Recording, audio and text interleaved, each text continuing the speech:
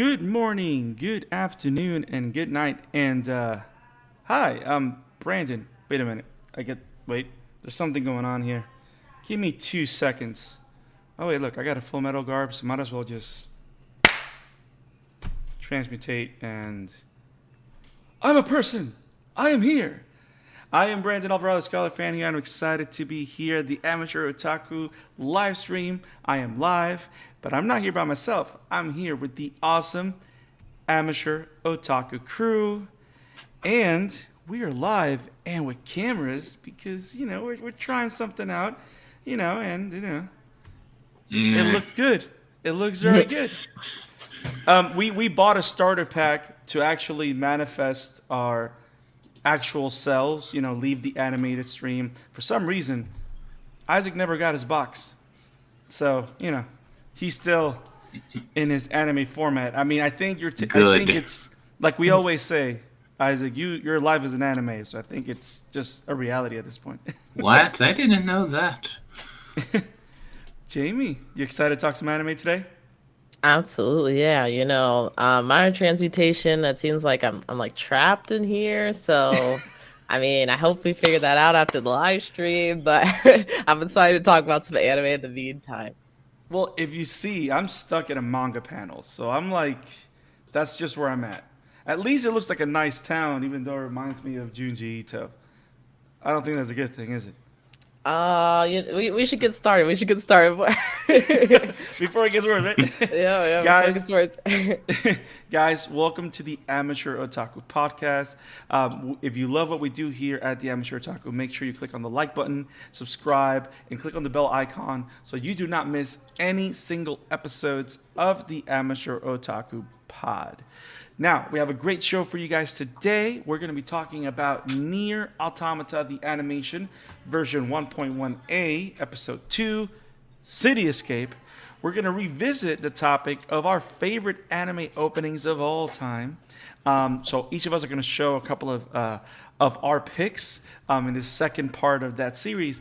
And we're going to go back to My Hero Academia Season 6. Of course, I got to represent. I got to wear my colors.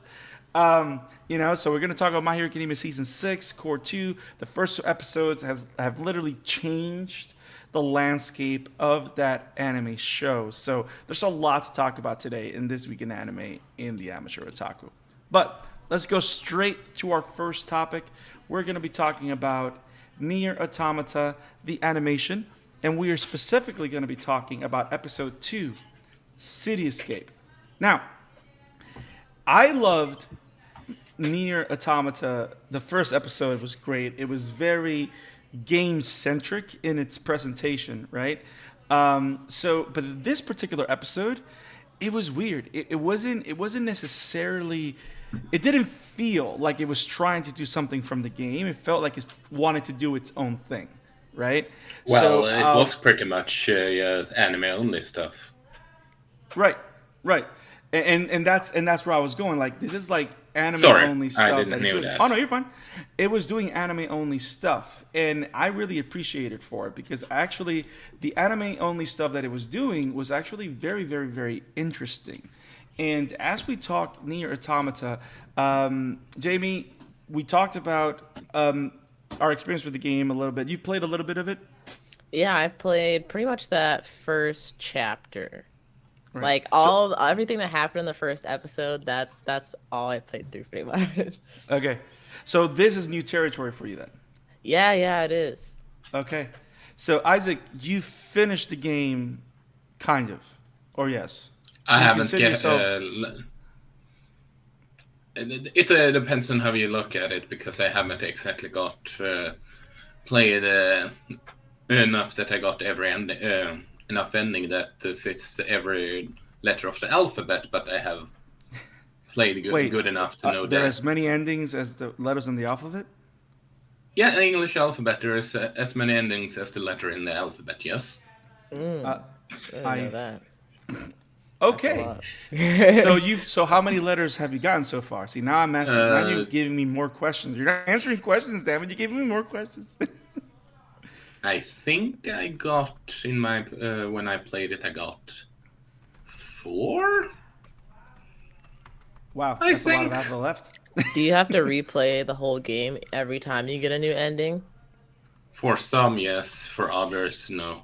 Some of Okay. the endings are joke endings. Sort of like Yeah. you can. One ending is literally in the near. I was a 2B. It's a fish and then dives. The end. Wait, Or near to be what? 2B. It's a fish and then dies. She It's eats those a fish kind. and then she dies. Or I if know So you. that's important information. She has a fish allergy. That's that Or is, yeah, when no you. sushi for her. If you lose.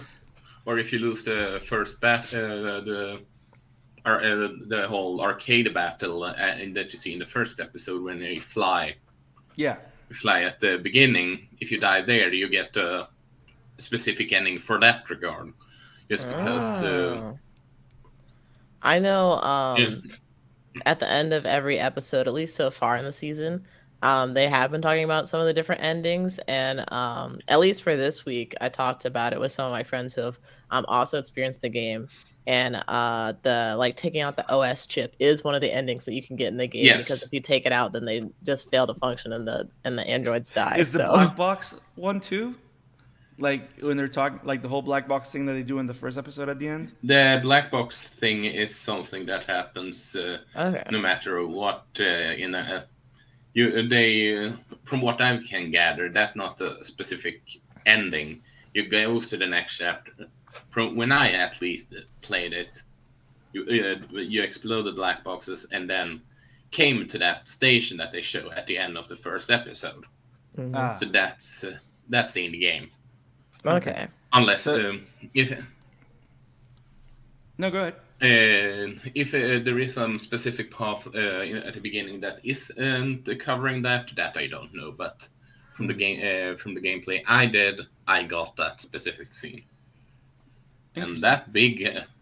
that big fella is fucking annoying because you can't save the game until you beat that boss. I mean, it's called a Goliath level threat. It, So you know, as I said so before, so it is. I think it's you meant to can't be. you can't save your game until you go through you beat that boss, Yeah. and it's about 30 to 40 minutes gameplay to that boss. See, I was excited for 2 seconds, and I said, I found my copy. I just have to play it, and then you just throw that information out. That I'm like, Dude, I'm not gonna lie, that boss at the dude, end of the first episode is the reason why I paused on Nier because it took me a very long time to beat it. And after that, I was like, okay, I have to rest. But you know, let me since put then it I like played this. Dark Souls and Elden Ring and other harder games where I understand the pain now. It doesn't affect me anymore. I'm scorched. I Let me can't put be it like affected. this, Brandon. Let me put it like this. Uh, I wouldn't recommend you playing it on the harder difficulty, but it isn't as to the at least for me that isn't as used to this kind of genre to play on normal. I would recommend. right. The hardest one is essentially one hit and you die. Wow, that sounds hard. It's like doing a Last of Us grounded run on permadeath. That's what that sounds like. Ugh. And, It's and I haven't. And here's the thing: I've never been one to play games in hard difficulty. Like the only one that I've done that, and it's not even like it's like hard. Now you know how you have like ultra mega very hard and stuff like that. Similar to Devil May Cry, where it's like Dante Must Die is like one of the, or Heaven or Hell is like the Platinum the, Games the is biggest the is biggest former Capcom. right.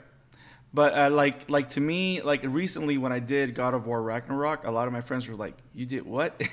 Because I played the game on started it from start to finish and I beat it in Give Me No Mercy. But the reason I did that was because the gameplay of God of War Ragnarok, it's so intuitive once you know what you're doing that you kind of need a challenge because then it just becomes boring. But this just sounds tedious.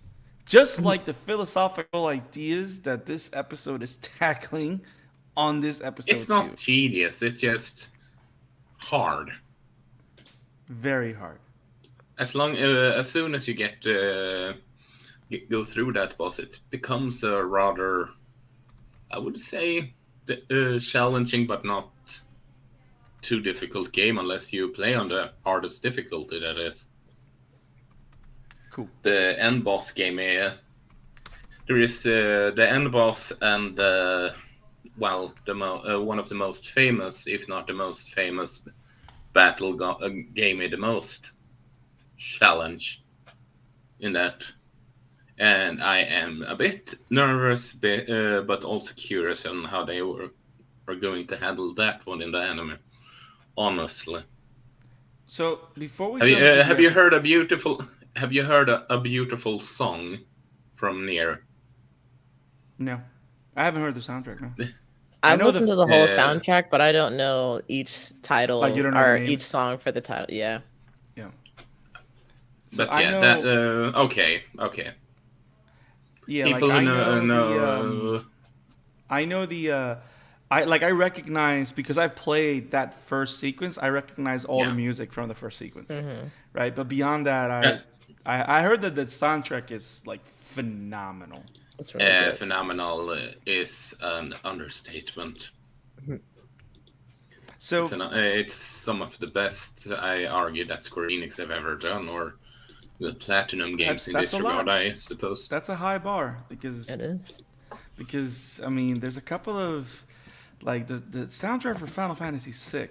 It's just so good, and then the soundtrack for Chrono Trigger is so good, and the soundtrack for Final Fantasy 15 is so good. And Final Fantasy, see now. Okay, let's talk about the show. Because I'm just everywhere now. So you've played the game and you finished it, Isaac. So you're saying that this is 100% anime only footage, or there is even those humans is even anime only characters. I do believe I saw in the marketing over at Anime TV, which I follow for the news and all that. Yes, they even mentioned that the leader that they call. Mm-hmm. They even made a specifically point to call her created character for this anime. And I found that very interesting, because for the longest time, I don't want to say longest time, because we've only been with this show for 2 episodes, right? Throughout the first episode, they're telling us all the humans are dead. Like, they're telling me there's no more humans. It's just a lot of them are gone. Yeah, but now it's like there's people. So, are you telling me that there's no actual humans in the game? That's Here we go. spoiler. No comment. Look, no comment. That's spoilers. I mean, that's extremely spoiler if I say yes or no. So I'm gonna search greatest line by Isaac. # no comment. Or like people say in North America, I plead the fifth. So Jamie, this new episode, very different from the first one. What was your first impression? What were your thoughts? I honestly really liked it. I think it's interesting that I didn't know it was anime opening until we had this discussion. But I thought it was interesting that, we have this first episode with a lot of different set pieces. We get to see 2B and 9S, who will be following for the majority of the show. At least I assume so. And then we immediately switch to like these robots that are just occupying the planet, and we will of course see more of them, as they're some of the main enemies in Nier, or at least some of the enemies that are commonly fought. But it's not like we really get to spend time with them and get to know like what their mission is, since the first episode we really talked about the fact that a lot of these robots are just executing commands that they were given like years and years and years ago, and they're just like doing things that really don't make any sense, I guess, to do at this point. So to see that there are some like divergent robots that are becoming aware in some ways to like what's going on, and being observant about life, and the little cutout scenes where they were talking about these gods, I guess, which I don't know if they're the gods of the robots or just like gods in general that everybody knows about, that's talking about like these treasures. They are they will mention those later. Okay. But talking about these gods and them mentioning like they all each had a treasure, and then me kind of like comparing this to like, you know, the robot being fascinated with this flower, and like maybe the Yeah. flower was this robot's treasure. Yeah. I thought that was really cool. And I think that they picked like a good time to kind of do like this kind of world building, some might say like filler-ish episode, because we're so early and it's like we don't know a whole lot about what's going on. That kind of like throwing this in there just to give us more about the world and more about these like enemies that are Yeah. inhabiting the planet, I thought was really interesting. And you know, I don't think I felt so quickly attached to a robot in like a 30-minute span, so it worked for me. It was sad, but I liked the episode. I love the whole thing about two types of storytelling, right? Like you have two stories, actually three stories, because you have the Big Brother robot, right? We're gonna call him Big Bear, right? The one that's literally like that found the flower and that is literally showing others how to plant flowers and take care of them. Mhm. And they all call him Big Brother. I find that the cutest thing ever. That's like Anya level cuteness, like them just going, ah! Like Yeah. it was great. So I like that. That's like your A plot, right? Like everything going on with him, and then your subplot is all these different like dramatized animation and plays, like the god of the robots or the machines. And it's funny because it came out of a volcano, Mhm. and when you go to the factory, what do you see? It's like molten metal that looks like lava. So it's kind of like this story of Genesis for them, because they come out of the fire, out of all the metal that is being produced or transformed or melted, and it's just super interesting. And the whole thing about the treasures, I find it fascinating because it's talking about human emotions, like you can see a heart, that's love. You can see a cross, that's faith. Like Mhm. all the different things that make humans humanity, and the idea that these robots find a thirst and appetite for learning and growing. It's Yeah. super interesting. It's super fascinating. And now And that you said that, I actually remember in the episode when the robot like wakes up and see this flower. I think it says like emotion matrix detected or something like that. yes, It's like an error. yes, So yeah, yeah, they're going to be a little bit more human, or at least those few robots were. right, right. And the funny thing is, I like how, because of how simple the design of these robots are, um, when you see the change of color in their eyes, it's very dramatic and very deliberate. Like Mhm. all the ones that are still under the spell of the OS. Let's put it that way, right? Under the OS spell, they still have the red eyes, and those that allow emotion to be developed and grow, they have the yellow eyes. And the even more dramatic turn was that when Brick Brother falls at the end of the episode, he gets green eyes. And there's another thing that happens that I want to see if you guys caught it, but I want to hear, Isaac, your thoughts first, because surprising enough, even though you've played the game, this is a first for you as well, because this is anime only stuff. So when you saw this episode, what were your first thoughts? Did you plant flowers like Big Brother? No, but here's how should I put it? Your response was perfect. It all what? No, keep going. But this is actually how should I put it? We all know that they also made A1 Picture made a questionable Persona 5 adaptation, but to be perfectly honest, these two already makes me. It makes me feel like this could be another Castlevania, honestly, because not only are they Interesting. doing they're showing off the video game aspect of the fights. I mean, it was almost verbatim in some Yeah. scenes, especially when she flies in and raids that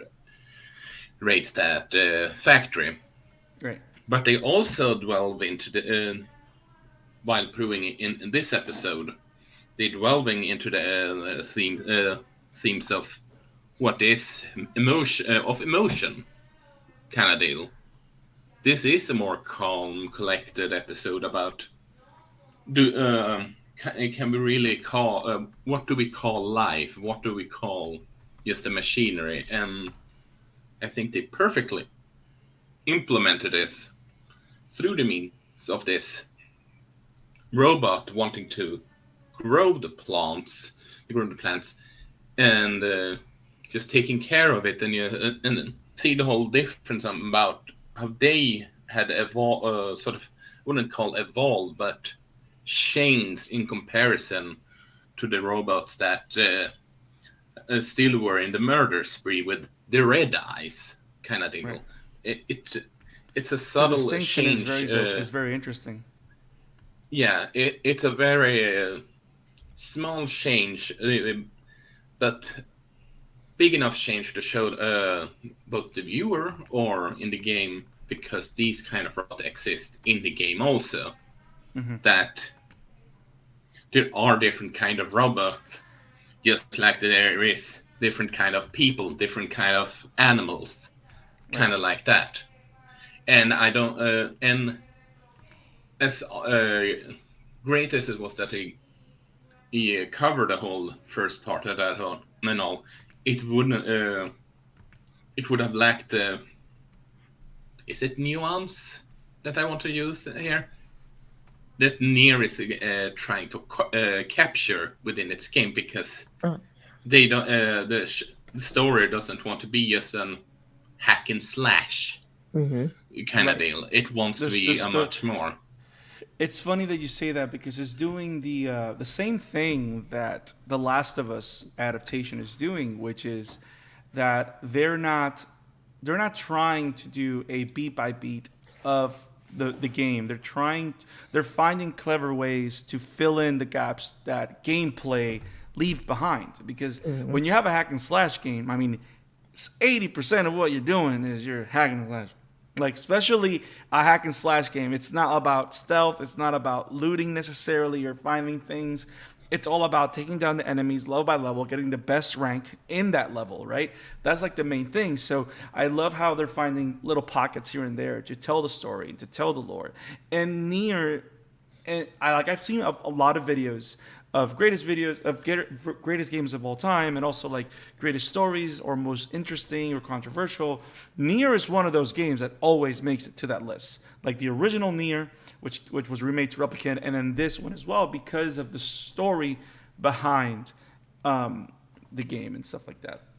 So yeah, like I like the idea of, and also I'm a sucker for good sci-fi, and some of the most interesting sci-fi is the typical trope, like AI getting a conscience, or AI evolving into a way that's almost human, right? Like you have plenty of games that's done this too. Like you had Detroit Become Human, which is another big game that explores that topic.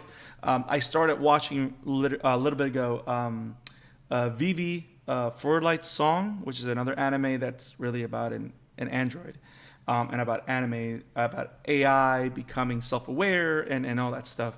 So I do agree with both of you. Like this take gives me now a new perspective of these enemies, and it makes me even question: are they enemies, or do we just call them enemies because they're the target that we are being given, right? Because to see that, it's also like, it's that human trait, like humans are capable of the worst things, but they're capable of the best things as well. So on one side, you have the version of them that is destroying everything, and then you have the version like Big Brother, right? That's actually just wants to take care of things, wants to take care of what's around them and stuff like that. It's just super interesting. Yeah, and I like these conversations. Go, Jamie. Oh, I just wanted to say, or I guess to add on to what you were saying about the robots not necessarily being enemies, or like possibly not being enemies. It's just depending on our perspective. When I had first watched the episode, and they give like the explainer at the beginning talking about like how the robots got there, and like kind of just how like this war started where a lot of humanity like died as a result of it, and like everybody that was left pretty much moved to the moon except for the resistance as we see in this Yeah. episode. When I watched it again today, it was like really aliens that had invaded Earth and then Yeah, sent that was robots really weird. down to go do their bidding, I guess, and get rid of the humans. So really it's like these aliens that I don't know if the humans have seen them or if the androids have seen them, but it's really these aliens who are the real enemy, and these robots are more just like tools for them to like get rid of the people or the animals inhabiting the planet. And maybe the robots are starting to get to a point where they don't just want to be tools, like they want to evolve into something greater. So I don't know if they touch on that in the game at all or if we'll touch on that in the show, but I had no idea aliens were involved at Yeah, all that was until very interesting and creepy out of nowhere. Like, oh, there's aliens that send them, and then yeah. now I'm putting like my controversy hat back on because it's like, okay, if aliens were around, then what if really it wasn't aliens and it's just a random AI that just started creating these robots and we're just calling them aliens because that's just what we need to call them to give Mhm. ourselves a story. Like maybe the AIs are just behind everything anyway. I don't know. Maybe it was It's super actually interesting. another faction of humans who are just environmentalists and they're like, we need to get rid of everybody because they're killing the planet. We just need to start over, all right? It's us versus Yes. them. And they Yes. build a bunch of robots and send them down. Like, I don't know. It, Yes. it could be any number of things. It's crazy. It's super interesting. I'm actually enjoying it. I hope they do more stuff like this. I mean, do I want to spend more time with 2B and 9S? Yes. I did like the fact that we see a lot of other androids of YorHA. Yeah.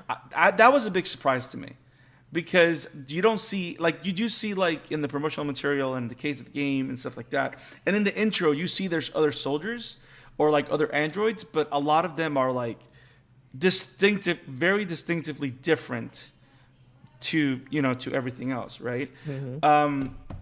But I like the fact that we saw different types of different pairings of, okay, there's more like 2B and 9S out there. This is how they would look. So like if there was ever a multiplayer feature of Nier, hey, there it is. Yeah, there that's you that's go. that's how it would look.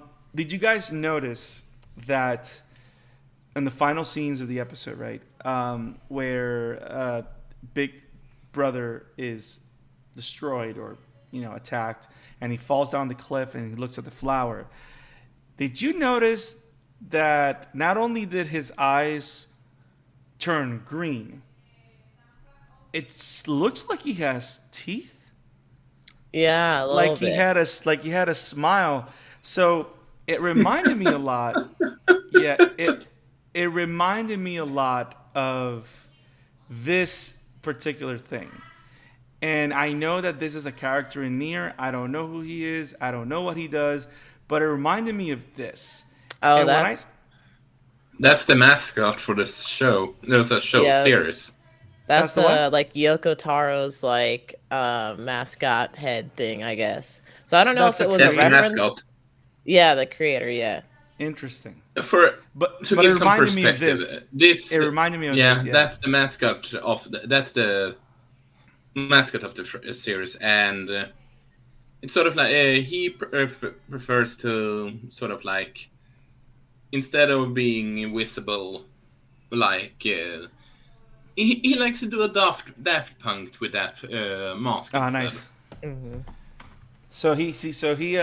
He's a frustrated DJ. That's what he's trying. Hmm. I don't think he has ever shown himself without that mask, but I can have missed some It's points. Yeah, just as far like as I know, he's always been anonymous, wearing the yeah, mask. yeah.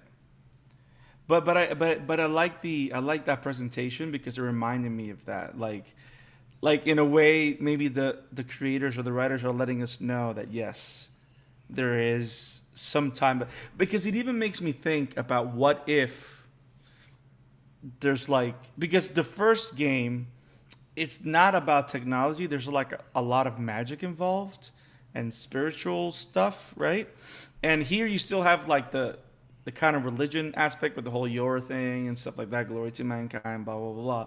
So what if these machines are reincarnated humans, and that's why it's gets all weird. Maybe, I don't know. I don't know, but it's all weird. That would be interesting.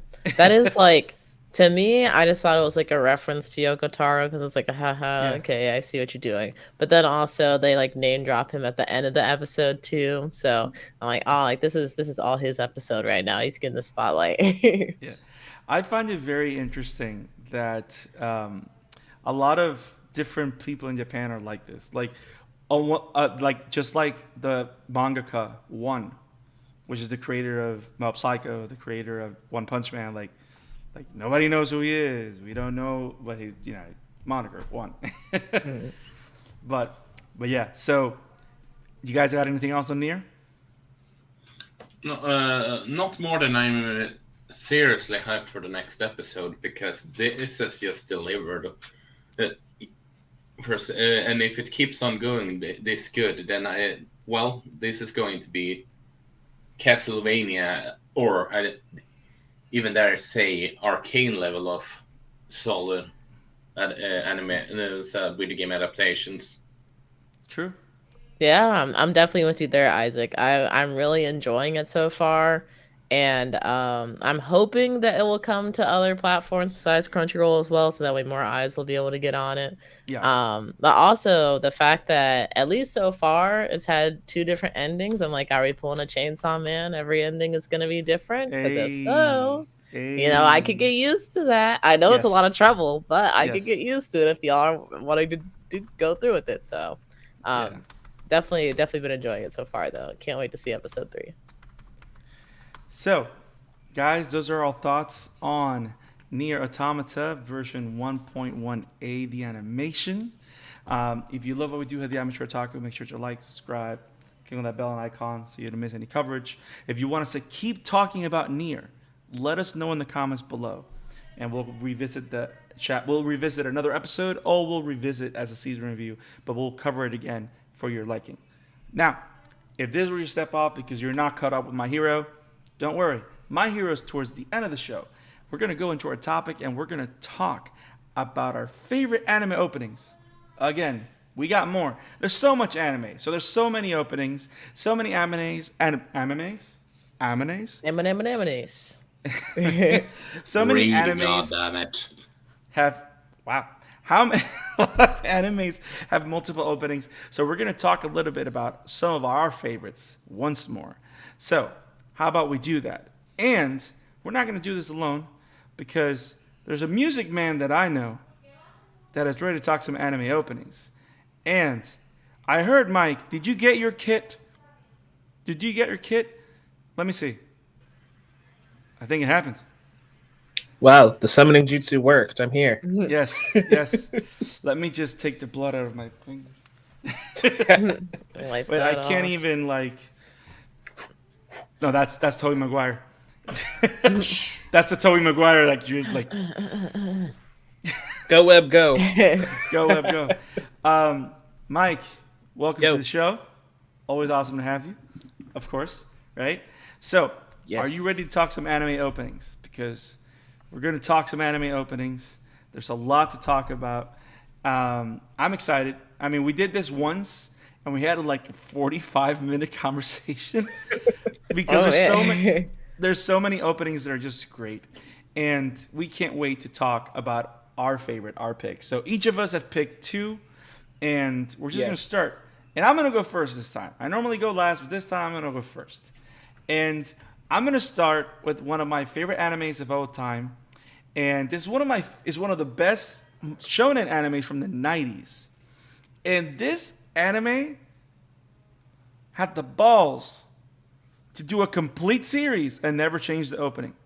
It was always the same song from start to finish. They did update the animation as the series progressed. Okay. So, That's unheard of. I know. This one show is Juju Hakusho. And the song is Smile Bomb. Oh, well, I could see it. That's a good song. Such a good song.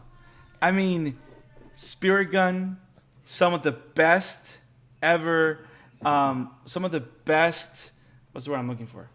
some of the best battle scenes in any anime that I've ever seen. The animation scripts, the characters are very interesting as well. I mean, I love Yu Yu Hakusho. And the funny thing is that for being such an asshole, because Yusuke is an asshole, I love how the song is so ironic to who Yusuke is.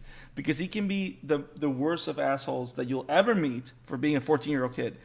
But he dies saving someone because he cares about others. He just has that shell, you know, and he does like putting a smile on people's faces and making them happy. And that's all he does throughout the show, throughout different things. So Smile Bomb is a great song. I mean, you got the whole crew together.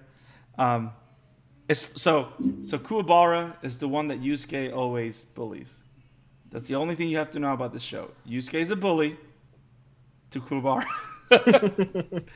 But no, it's a great show, great opening, great action, and you can see the '90s aesthetic. Like I love the throwback, right? Yeah, this is taking us way back, but it's a classic. Yes, it's a classic. It needs to be said. It needs to. Let's hope the Netflix live action adaptation is at least decent. They're doing a live action adaptation of this?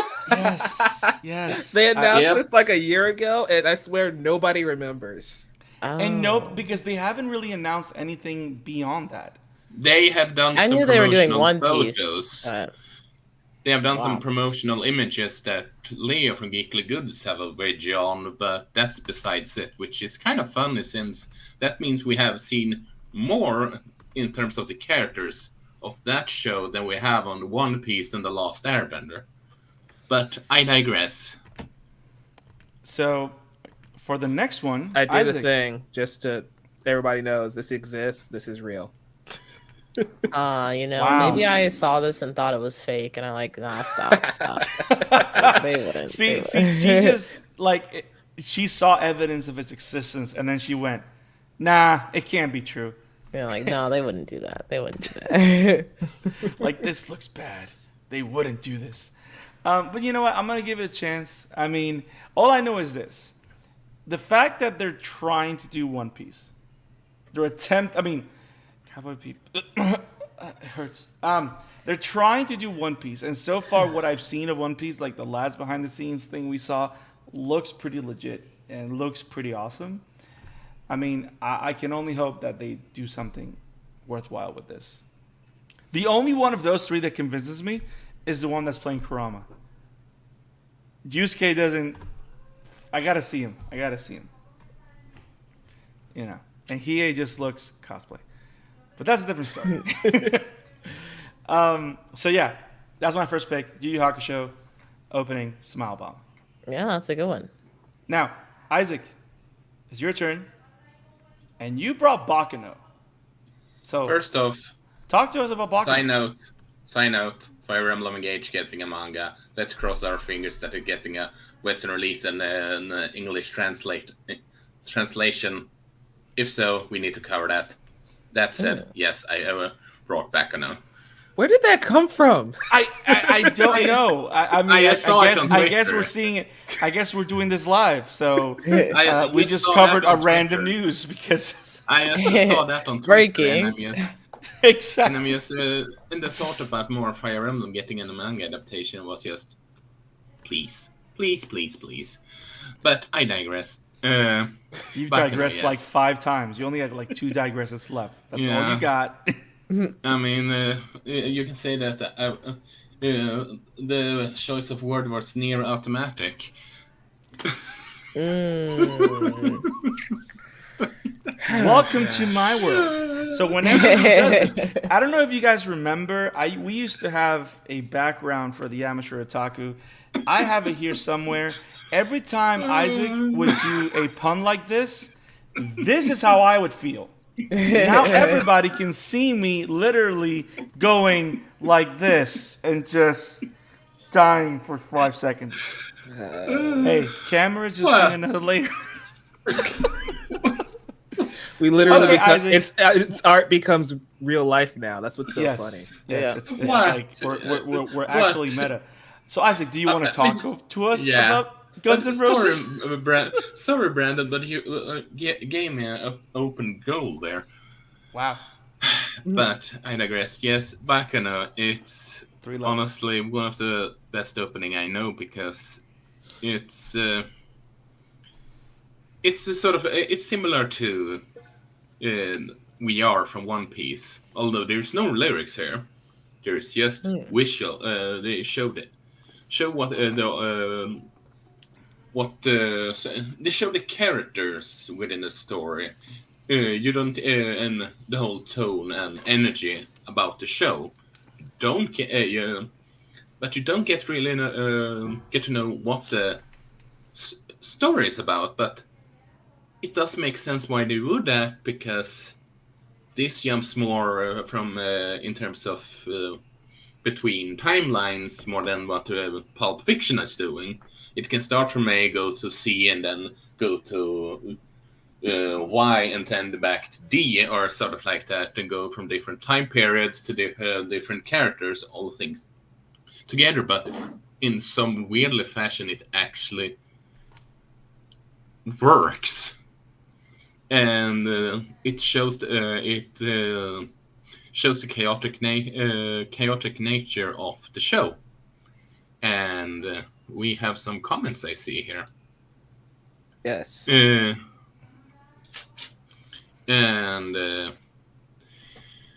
yeah, we'll add them at the end of the list. We'll add them on there. This is actually this is a show that I do hope that that it has the problem of not being on the streaming servers for a reason I don't know. I am one of the lucky few that owns a copy of this show, but as soon as it comes up on the streaming server, man, I digress. But it's a perfect opening for what they want to apply. Nice. I was listening to it. as a little bit ago, and it has a very tank feel in the way it presents the characters in different situations. It's like these characters right here, they like to dress up, so they're the same as these. So this is not just like a trope. They actually do stuff like this. Yeah, I love those two. Cool. I love those two. They are one of the funniest couples in all of anime. That's awesome. There is a line in what they show that makes me that made me crack up. They are thieves, those two, and they ran away with a door, carrying a door, and they just shouting, "We stole the museum door, so the police can't get in." And I'm just sitting there, starting to laugh my ass off because it's so stupid. Okay. That's actually genius. I love it. Now we need. Damn it, Isaac! I have to spend money now to watch this show. Damn it. Yeah, I was about to say. I don't know if I've. The name sounds kind of familiar to me, but I've definitely never seen it, so I'll have to put it on my list. I started putting things on my anime list, so I'll actually remember to get to it. So I'll put it on my anime list. Yeah, a lot of people have this one. That's one of the best animes of all time. Like it makes that list for a lot of people. Yeah, it's from the creator of I think it's YorHA. Oh, I love YorHA. Okay, yeah, I definitely have to see it then. I definitely have to watch it. It's that's another great one, by the way. It's this entire show is focusing around 1920s to 1930s America, the whole gang war about alcoholism and all that jazz, while it also have one part of the show going through alchemy and the whole trying to summon solve the notion of immortality, and it's just insane. And so, and out of nowhere, Elric appears. Not exactly. Go, Mike, go. If you can, yeah, Mike. Now, don't take this the wrong way, but I don't know anything about this opening. I'm learning about the show, and it sounds awesome, and I want to watch it, but I have no idea what this opening is about. It's showing the chaotic nature of this show, and it's one of the best jazz songs in terms of when it comes to anime. Gotcha. What did you call it? Yes, Brandon? It's yeah. Yeah, it's like it's not jazzy. It's not heavy Like- jazz like Tank. It's more like lounge jazz, like upbeat. Like it feels that way. It feels like the jazz of the 20s. That's how it feels like. Yeah, and since it's around 1920s, 1930s, Yeah, it does fit. Gotcha. yeah, it does. Nice. So moving along, everybody got to watch Valkyrie and spend $1 million to find it because apparently it's a treasure trove. I only and- bought it for and it holds 60. and it holds the key to eternal life. I only paid 60 for it. So the next opening that we got, it's gonna be we bringing these oldies now because Jamie is bringing Dragon Ball Z Rock the Dragon. She taking me back to Toonami. Come on now, why'd you pick this one? Why? When I was tasked with thinking of anime openings, I was immediately like, "Oh crap!" Because I'm not one of those people that skips anime openings all the time, but sometimes if you're binging and you've seen it a couple times, you're like, you know what, I'm just gonna move on. So there's definitely shame. there's some definite heavy recency bias with some of my picks, but this one, I literally would just say this to myself, like at least once a month. It's just a bop. It's a bop, and whenever it comes on, Yes. you're just immediately like, Yes. yeah. Yes. It gets you hype. It's a good opening. No, It's and very it's- and simple and clean. I see what you did there, and also like this picture right here, right? It informs a generation of kids that would come from school between 2 and 3 p.m. will turn on Cartoon Network, and we got Shenron. Yep. It's like, holy crap! It's Dragon Ball Z time. Like the first time we would see Goku scream and the key coming up, like it's like this is one of the most kick-ass intros for anything, and it's so overly simplistic, but it's just fire. It's just so fire. Yeah. Yeah, you took me back. Like when you presented this one, you took me so back. And I think that this is a North America opening only. Like I Isaac, think so, yeah. Dragon Ball Z doesn't have this opening over there in Europe, right? No, I don't think so. Dragon, rock the dragon. That's unfortunate for y'all because this I is will this is a be banger. completely honest, and this is actually. I can't remember. I don't think I've seen the show on air. I only seen it through. I can't remember when I saw Dragon Ball. Honestly, I only. I think I mostly only watched read the manga actually. Interesting. I mean, along with the 535,000 million animes that you've seen, you don't remember if you've seen Dragon Ball. Yeah, but do Interesting. you seen know the how? movies, though, right? Wasn't Yeah. the original Dragon Ball? Wasn't that Chala Head Chala? Yeah. That's the one that probably aired everywhere else. Yes, That's Well, a good I- jam too. That It's- one is in it's either like Frieza or Cell arc because I have those on DVD and I remember hearing that on repeat. So I know that was also Yes. English as well. I love how every time we go, I remember hearing it on repeat, like just Yeah. binging away and all that. It's funny because that one in particular, because they used to play it in Spanish in Telemundo. They would play it like back in Puerto Rico. They would play Dragon Ball Z, but it had the Spanish version of the song. It was sung in Spanish. Chala, exhala. So Yes. what we're learning here International. is, guys, anime people, Crunchyroll, all you folks, can you start customizing these intros for each country because we get a lot Please. of gems that way, Yes. and I don't have to try and figure out what the lyrics are like week after week trying to piece it together. I still don't know what Chainsaw Man's intro was about because I don't understand the lyrics. I I low mean, key they I have watched one word in English. There you go. I love watched you, the yeah. Frieza arc so many or like the ending back to back so many times, and I think I almost knew all the Japanese lyrics for I think it's Angel. That's They say amazing. Angel a lot. I don't know if that's what the song is called, but I think it's Angel. Don't know what any of it meant, but I was singing it. Me and my mother was singing it, watching it. So Yeah, for me, Nice. I'm also one of the like I wouldn't see the whole Frieza Goku Super Saiyan fight. To me, the one that I would go back and watch is that one episode when he becomes Super Saiyan. Yeah. Like that episode is just, it's the Life changing. Life Yes. changing. Yes. And I love how the intro changed with it. Like that, like originally it would be just him with the white key, and then during the Vegeta fight, it was him with the Kaioken key. But then when he finally became Super Saiyan, it got to this image that's on here, and you're like, yes, badass. Thank you for bringing us back. Yeah. Now, He's Mike. such a small boy. Look how short he is compared to everyone else. Small king or short king. Brandon. Short king. Yes. Yeah, and before my start, I just want to give you some perspective. Some folks' first anime might be in the Pokemon, Sailor Moon, and Dragon Ball. Mine was the old school Cyber City 808, so Interesting. take that as you will. That is very different.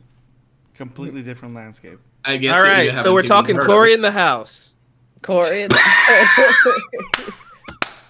Now Greatest that anime one, of all time. Wow.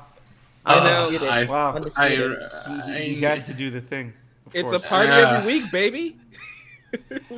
we got Wow. to have Corey in the Where house. did that meme even start? Doesn't matter. I did It's it in an the first actual episode, show. and I'm That's doing the it problem. here. Now, Mike. Yes. I mean, I was gonna give you. You know what? Take it on. All I was gonna say is, we know you have many passions, and I know that this next opening speaks about one of your passions, yes. which is food. Yes. So you bring in Food Wars into the mix. Talk to us about this opening, bro. Why do you Well, like just it? look at this still. Like, this is a Yes. show about food. Why Yes. is this the most hype, action-heavy opening I have ever seen in my life? Yes.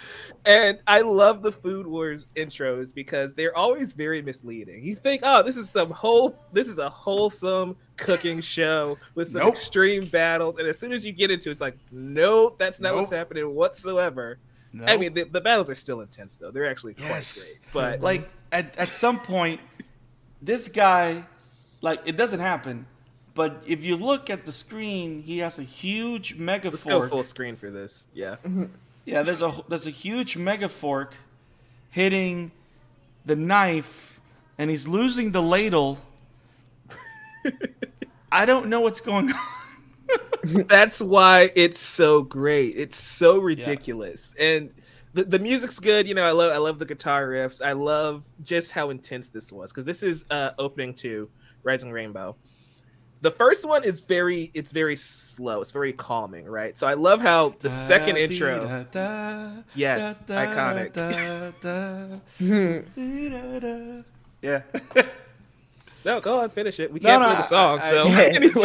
Da, da, da, da, da, da. Yeah, it was a tie between that one and the second one. I'm like, we got to go with the second one because Yeah, the second one just takes everything to 11. it doesn't need to be this hard, man. It doesn't need to go this hard. The first one is great. This one is just insane. For a show about cooking, it's effectively Well, just it's chopped. literally a show about. I gotta word this right. Careful. the power of good food. You know, I'm gonna keep that. Yeah, it's gonna turn dark. This show is very misleading. Yes. Such a great That show. caused people to get some erotic imaginations. Wow. Isaac, I love how Brandon tried to dance around that fact for like 2 minutes straight. And you're just like, I'm just gonna say It takes people being excited and the phrase "keep your clothes on" to a different level. That's what Yep, this knock show your does. socks off. You Right. know, it knocks off a lot more than that. Mike, I need to ask you something. No, you know what's one of my favorite scenes is, like, I think it's in season 2 or 3, I don't remember, that the headmaster just finished judging a plate, right? And he never lost anything in his clothes. And then when he goes to the bathroom, he noticed that his underwear wasn't even. this. It's, Mike, I don't. Brandon, It's so crazy. What's up, Yes. Isaac? I have a question for you two. Uh-huh. Do I have any shame in my body? So I That's love this shot, right? Because we've got the Yes. entire world just in a Enough said. saucepan, and it tells you everything you need to know about this series, aside from, yes. the bits Isaac revealed a second ago. And no, Isaac, you don't have any shame in your body. That's what we're just gonna skirt along that and move Yes. on. It was funny because I watched like 1.5 seasons, and then I was telling my friend about it, and we actually watched an episode together, and he had no idea what Food Wars is about or anything. So of course, him seeing people's reactions to the food, he was like, "Oh my god," which I was really looking forward to because I was like, "Oh, he has no idea." He has But no then when Soma gets to like the house where like all the other the students that he's living with are at, and they have his like what is it called, like RA or whatever that comes in, and he's always naked. To me, after In the watching so many apron. episodes, yeah, to me, I was used to seeing him like that, so it didn't phase me at all. Yes. But he was like, "Who is this? Why is he naked?" I was like, "Oh yeah, that's not normal." That's You got desensitized. Oh my Yeah. gosh. yes. I really did, because I like, Lots oh of yeah, puns. that's just the RA. He's there. Yeah, it's That's just casually a naked guy just walking about. There's nothing weird about this whatsoever. No, This the funny, is the, no, and that's the same. That's the same amount of clothes that he wears to tend the garden. Yep. Yes, yes, Mike. this is the show picture's that- there. that broke Just keep me. thinking about it. Like, Yeah.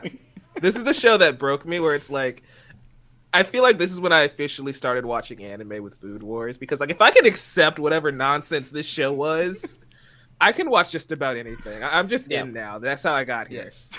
I have a feeling that someone's gonna start putting in the comments. Next up, bo bo bo bo bo bo bo bo. Oh my gosh. Okay. Wow. Oh, please I remember give Bobo that Bobo. show a reboot. I would love for it to happen. That show So- makes Deadpool look like a normal slice of life.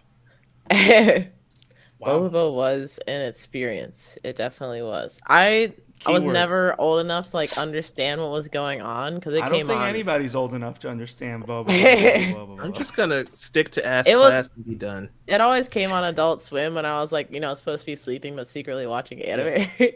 And so whenever it come on, I'm like, I have no idea what's happening. It's about What a is guy this? that fights tyranny with his nose hair and a massive afro. If you want some short TLDR context, Mike. That doesn't tell me anything, but Brandon, I guess you've got a show I have heard of at least on your list. Yes. So, as you guys know, if you guys remember my avatar, right? I'm a big Full Metal Alchemist fan. So there's no way that we're going to do this again and I'm not going to talk about Full Metal, right? So specifically from Full Metal Alchemist Brotherhood, I'm going to pick the second opening, Hologram. It's one of those openings that it goes so hard and does so much heavy lifting for what you're feeling and what's going on in the show that you're like, holy crap, this show is going hard. And what I love about this particular opening is that not only is it a great song that you can listen to on repeat, but also it gives you a glimpse of all the battles the type of action that you're going to be seeing throughout the show, not just for that particular era of the show. Because for those who remember, Full Metal Alchemist Brotherhood is like 65-ish episodes only, and this opening ran from like episode 19 to episode 30 something. So, but literally you see a lot of homunculi battles, a lot of like the rematch between, like this particular picture is from the rematch between Scar and Edward. Like look at this.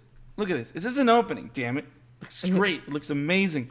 But of course, what breaks me at the end is the last shot of the brothers going down the road, because it's all about their journey across country to figure out about the Philosopher's Stone. That shot at the watch where he literally edged on the don't forget October 3rd, 2011. And it's like, those that know Full Metal Alchemist know what that note means. and like it's like the first time you see Hohenheim of Light. There's so much great stuff in this opening, and I just love it. Isaac, any thoughts? I mean, you just got a Blu-ray because you have all the money in the world. I don't have any money in the world. I just know people that sell anime pretty cheap. So what you're trying to say is black market. kind of. Wink. He said kind of. But the only thing I really have to offer is that there is an English singer called, known as Emily that is also a voice actress. She's the English voice actor for Marin in my Dress Up Darling. Kitagawa.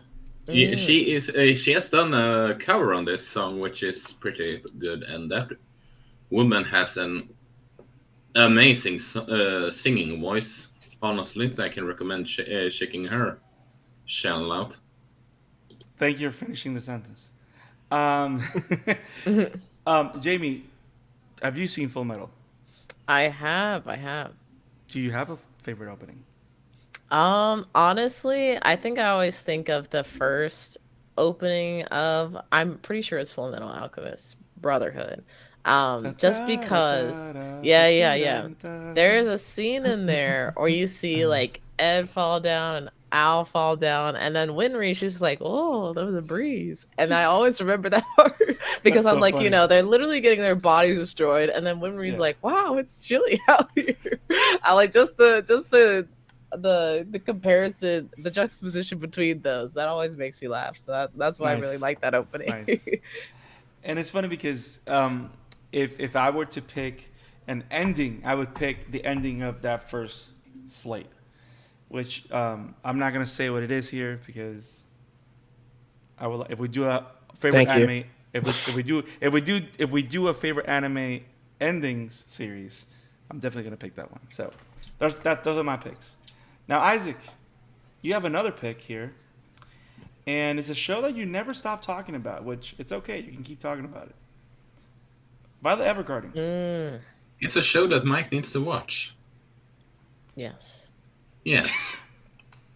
The more you ask me to watch it, the less likely I'm gonna watch it at this point.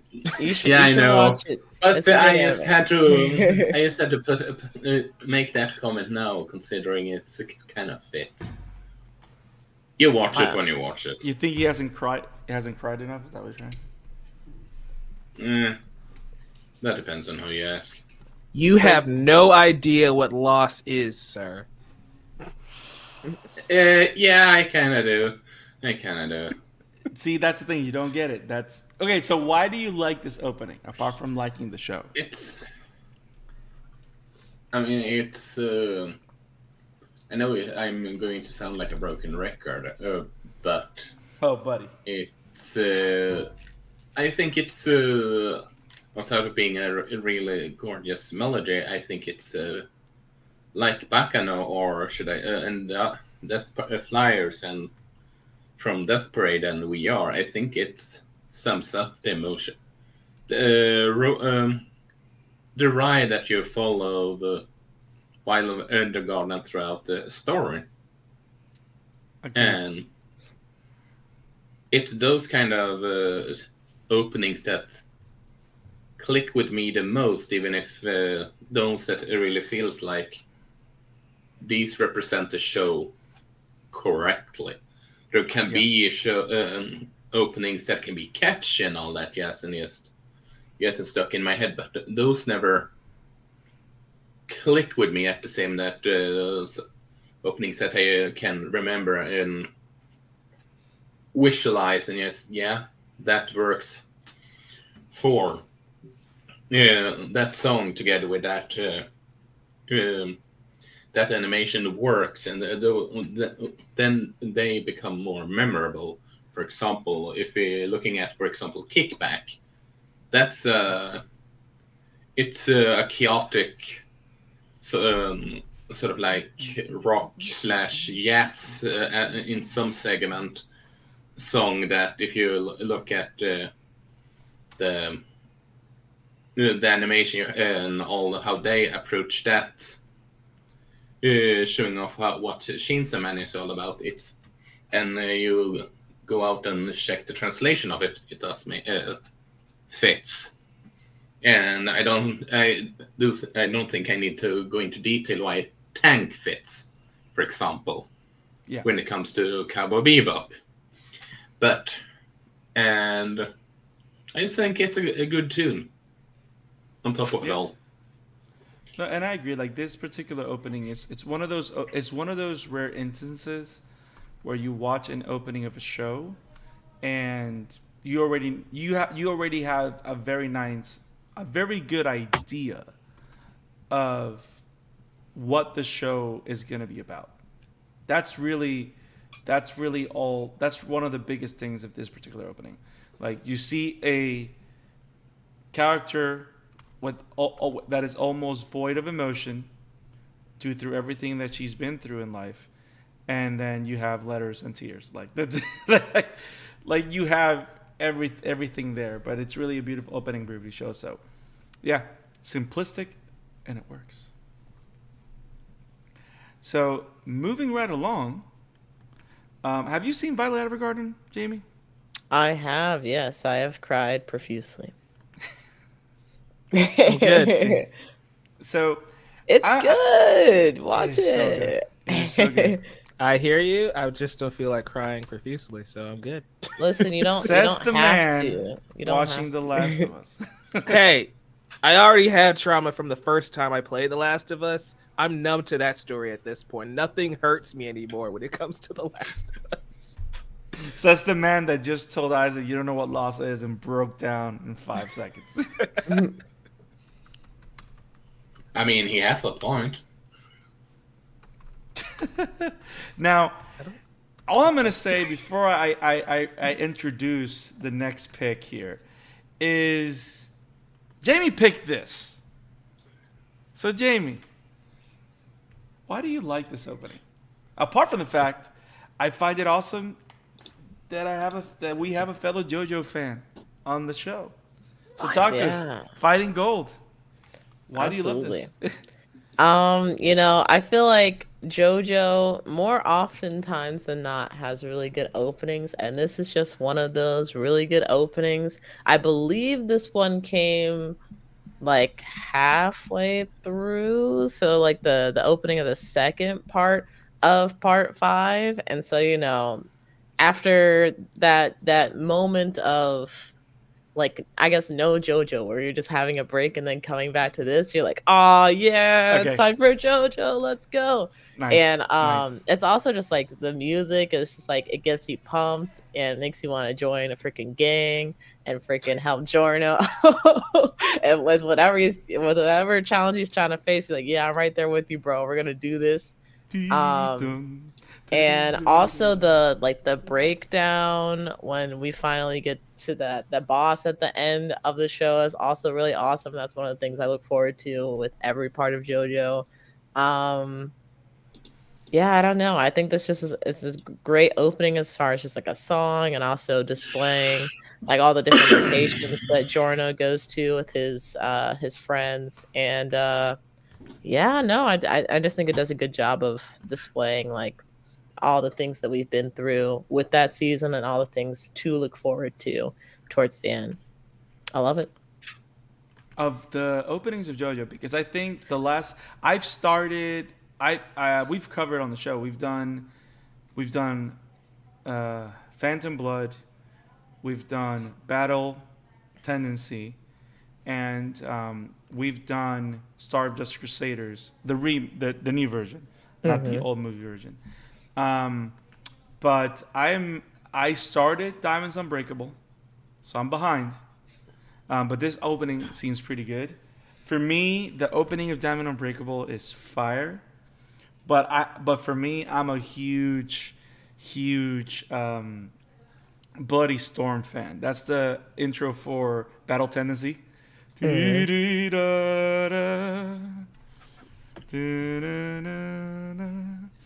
that was good too. Yeah. I mean, the one thing you can say for sure when it comes to JoJo, even for those that I know that even those people that does not like the show, if you Yourself. play a JoJo theme, you instantly recognize them.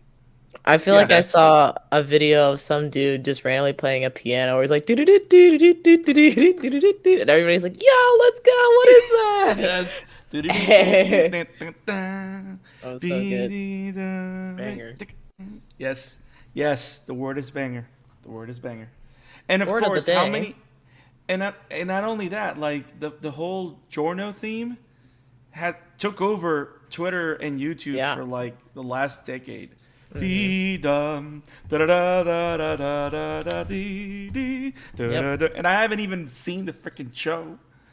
It's good. It's good. Yes, yes, they know what they're doing, and that's one of those things I love about JoJo is that you can say whatever you want about JoJo.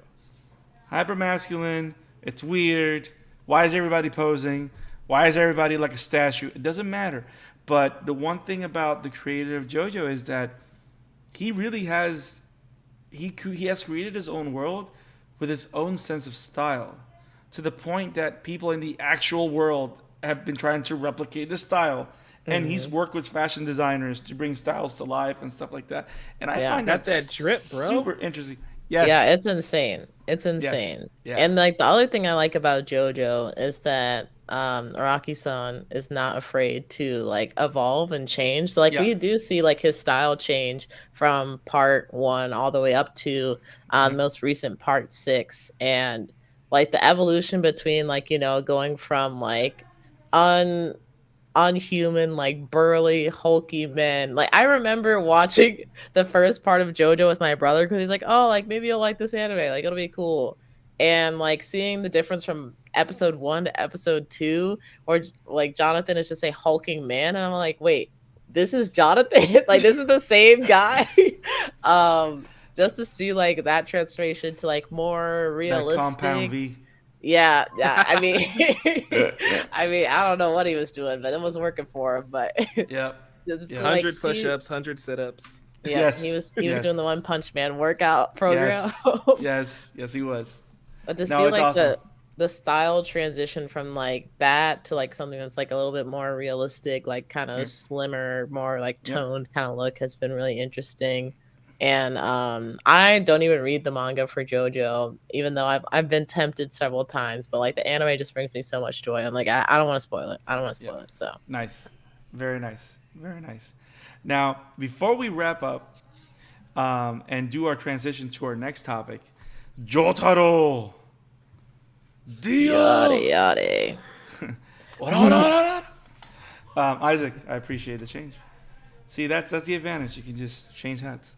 Now, our good friend Arkwinder, our good friend of the show, popped in real quick and shared his anime opening. So I figure we share that. Arkwinder in the chat says, for those listening, just want to quickly pop in to say my favorite anime openings are One Piece War Arc.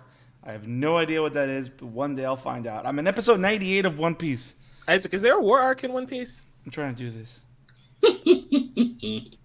I'm just legit Hashtag, asking because no I don't know if comment. it's a typo for We Are, which is also a One Piece opening. That's You see when you see the show. No, I won't. You will. So yes, see, you will.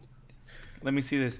So he says Naruto Shippuden opening 6, which I think that's the one that I picked last time. I picked Sign, which is the same opening. So that's the one with Jiraiya and Itachi, and that's leading. I mean, like, you Oh, think, yeah, that's good. it was yours as suggested that we were Yes.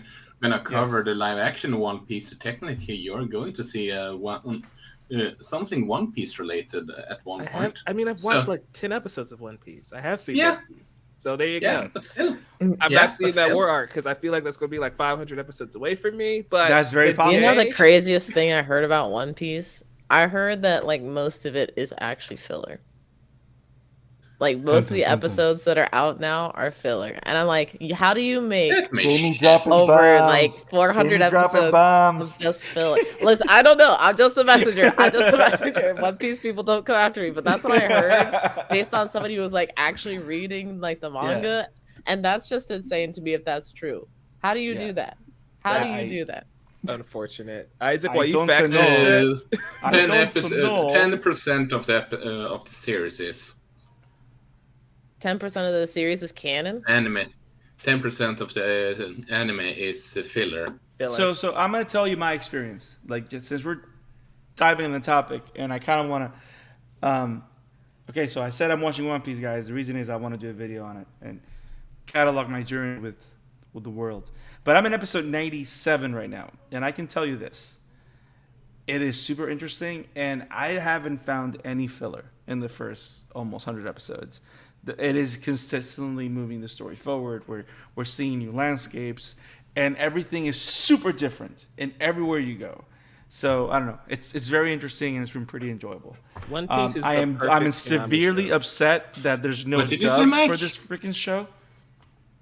I'm upset there's no dub for this show anywhere. Maybe Netflix. Like I have to watch the sub version, which is fine.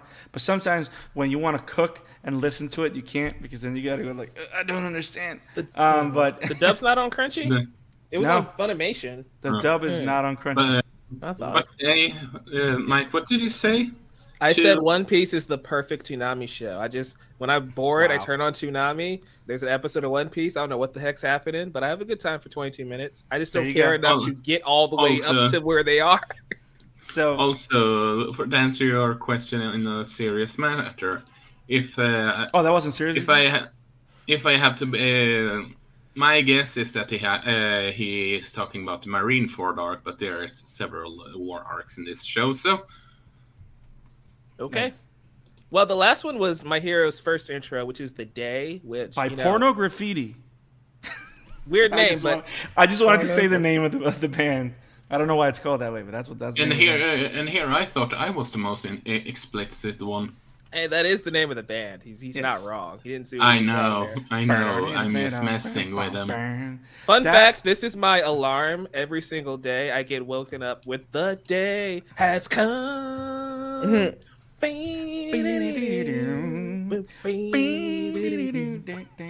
It's a bop. So we have to do this because news. First of all, Arcwinder, thank you for sharing your anime openings. Awesome. Love the list. Good love, picks. love the list. Good list. Solid list. Even the ones I don't know. Great pick. Yes. So funny enough, I think it's safe to say the last pick that Mike had is a My Hero theme. But before we jump into that, I think it's safe to say it takes 2 seconds. Jamie, do you have a favorite My Hero opening? I do, but I don't remember. Do you remember the season? name. I'll hold on. I'll Google. There it are real 11 quick. in total. so- Mike. Well, not Mike. Isaac, do you have one? Well, Jamie ponders. One Punch. No, favorite opening from My Hero, sir. Yeah, I said One Punch. That's not a theme. What? That's Yeah. wow. Okay, so I guess. Okay. Oh, opening 2. I like opening 2. Peace out. Peace sign. Fun Yes. fact: written by the same guy who does Kickback for Chainsaw Man. Oh. So I'm between Peace Sign, but I think my favorite anime opening of My Hero so far, and not just the song itself, because the song itself is crazy and musically complex if you listen to the whole song. They do a lot of counterpoint stuff. That's super. I'm sorry, I'm getting a music nerd. But it's Polaris by Blue and Count. That's the opening for season 3, is it? That's also the opening for every My Hero show we do here. Yes. Yes. I want to go on too. So good. So good. But Mike, do you have one? Or are Do you I just going have- to talk about the one? Do I have a favorite My Hero intro? I like all of them except for the second one in season 2 during the Stain arc. I don't vibe with that one. So I need a Taiba. I can take or leave that one. One that sticks out for me is Peace Sign easily, but I also like the one from the Gentle Criminal arc. It's just so upbeat and light. Yeah. And Yes. I think coming off of the previous one, Polaris, which is fantastic. It was just a nice switch up and a nice change of pace. And it's so wholesome. It's a season with Aerie. You love it. Those Yes. days are gone. Everything's sad and depressing now. Yes. But now we're going to talk about one as we transition.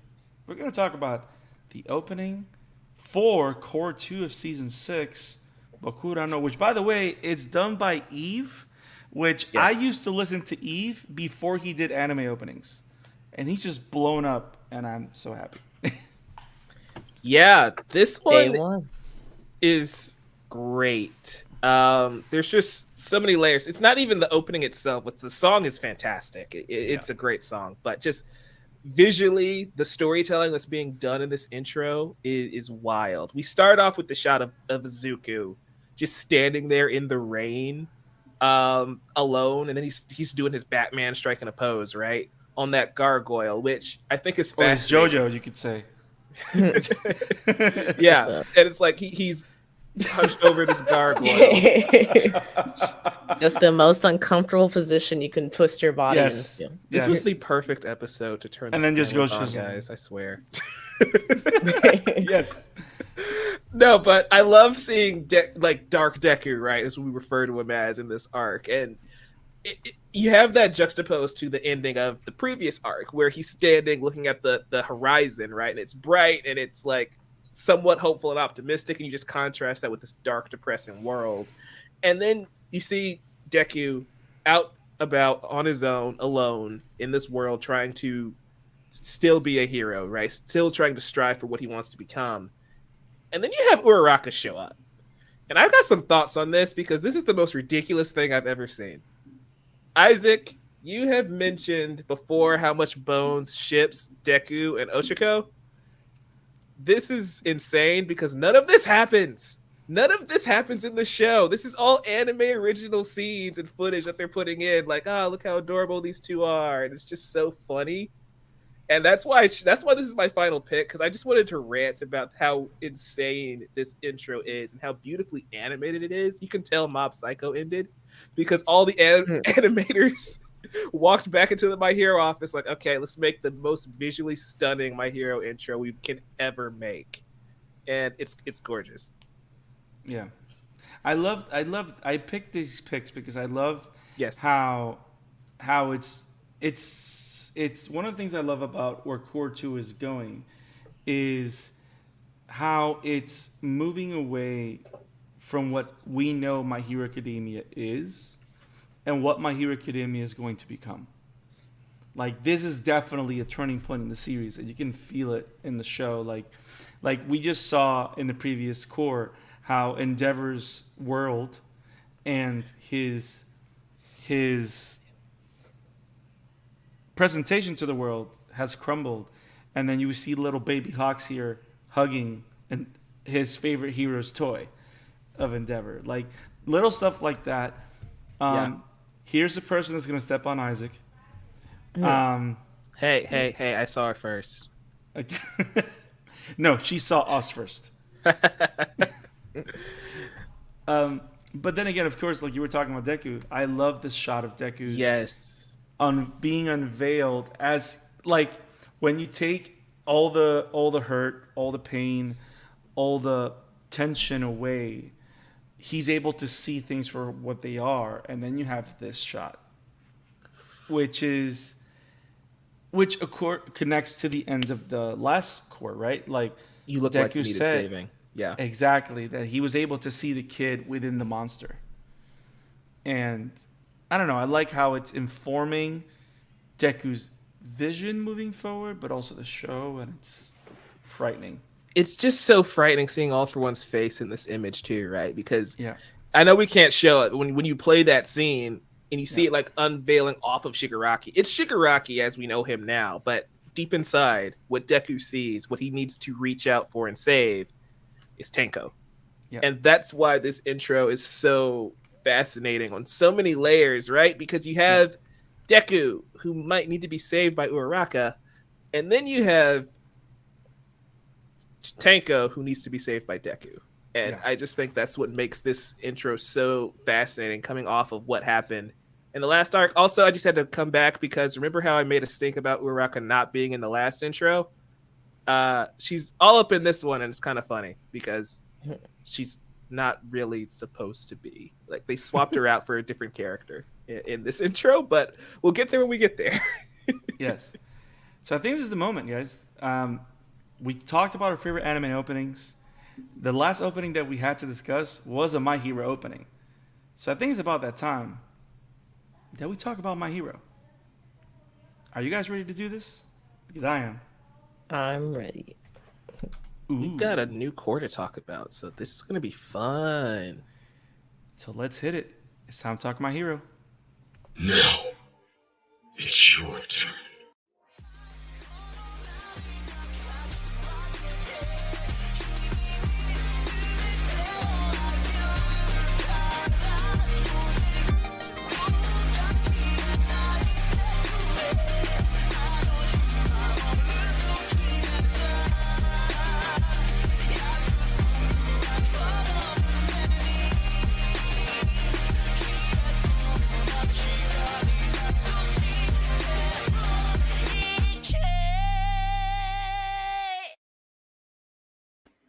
Fear not, citizens. Hope has arrived as we begin our coverage of My Hero Academia Season 6, Core 2. We're going to talk about the first 2 episodes, guys. I am sad, I am heartbroken, but low-key hyped to talk My Hero because there's a lot going on in the last 2 episodes. Are y'all ready? I'm ready today. We're talking about episode 127, Hellish Hell, which... Talk about title. hyperbole. And we're talking about Tartarus, which is a word and a name that we haven't heard in a long time. And It's been 84 years. yes, it has. So let's talk My Hero. Let's talk episodes 1 and 2, the first 2 episodes of Core 2. Mike, you're Yes. the image historian. You're the guy. So coming into this episode, and interestingly enough, there's some things here that are manga, some things feel that are not. Yeah. But more than anything, you're the guy that knows. So tell us. Yeah, well, half this episode was a flashback, like a little mini recap, which Right. on one hand was kind of annoying, but on the other, I guess it was kind of warranted because there was some stuff you're like, oh yeah, Mirko was fighting like 10 episodes ago, wasn't she? Yes. And is she okay? Because she was losing limbs and she was getting Right. chunks of flesh ripped out. So it's Yeah. like it was probably a good thing that they reminded us just how long this war has gone on. In the day that it happened, another season of My Hero Academia taking place in a full day. That's when nobody's aging. Right. But yeah, as far as manga canon stuff, it was really just the back half of the episode, which is manga canon. I don't think there's anything that was really considered anime canon or filler in this episode outside of just making half the episode be a recap. But I think it was well done, right? I loved seeing the aftermath, and I think this episode was needed just to recap everything that was going on and then set up the new status quo going into the Tartarus episode. Yeah. I think it was like because we spend.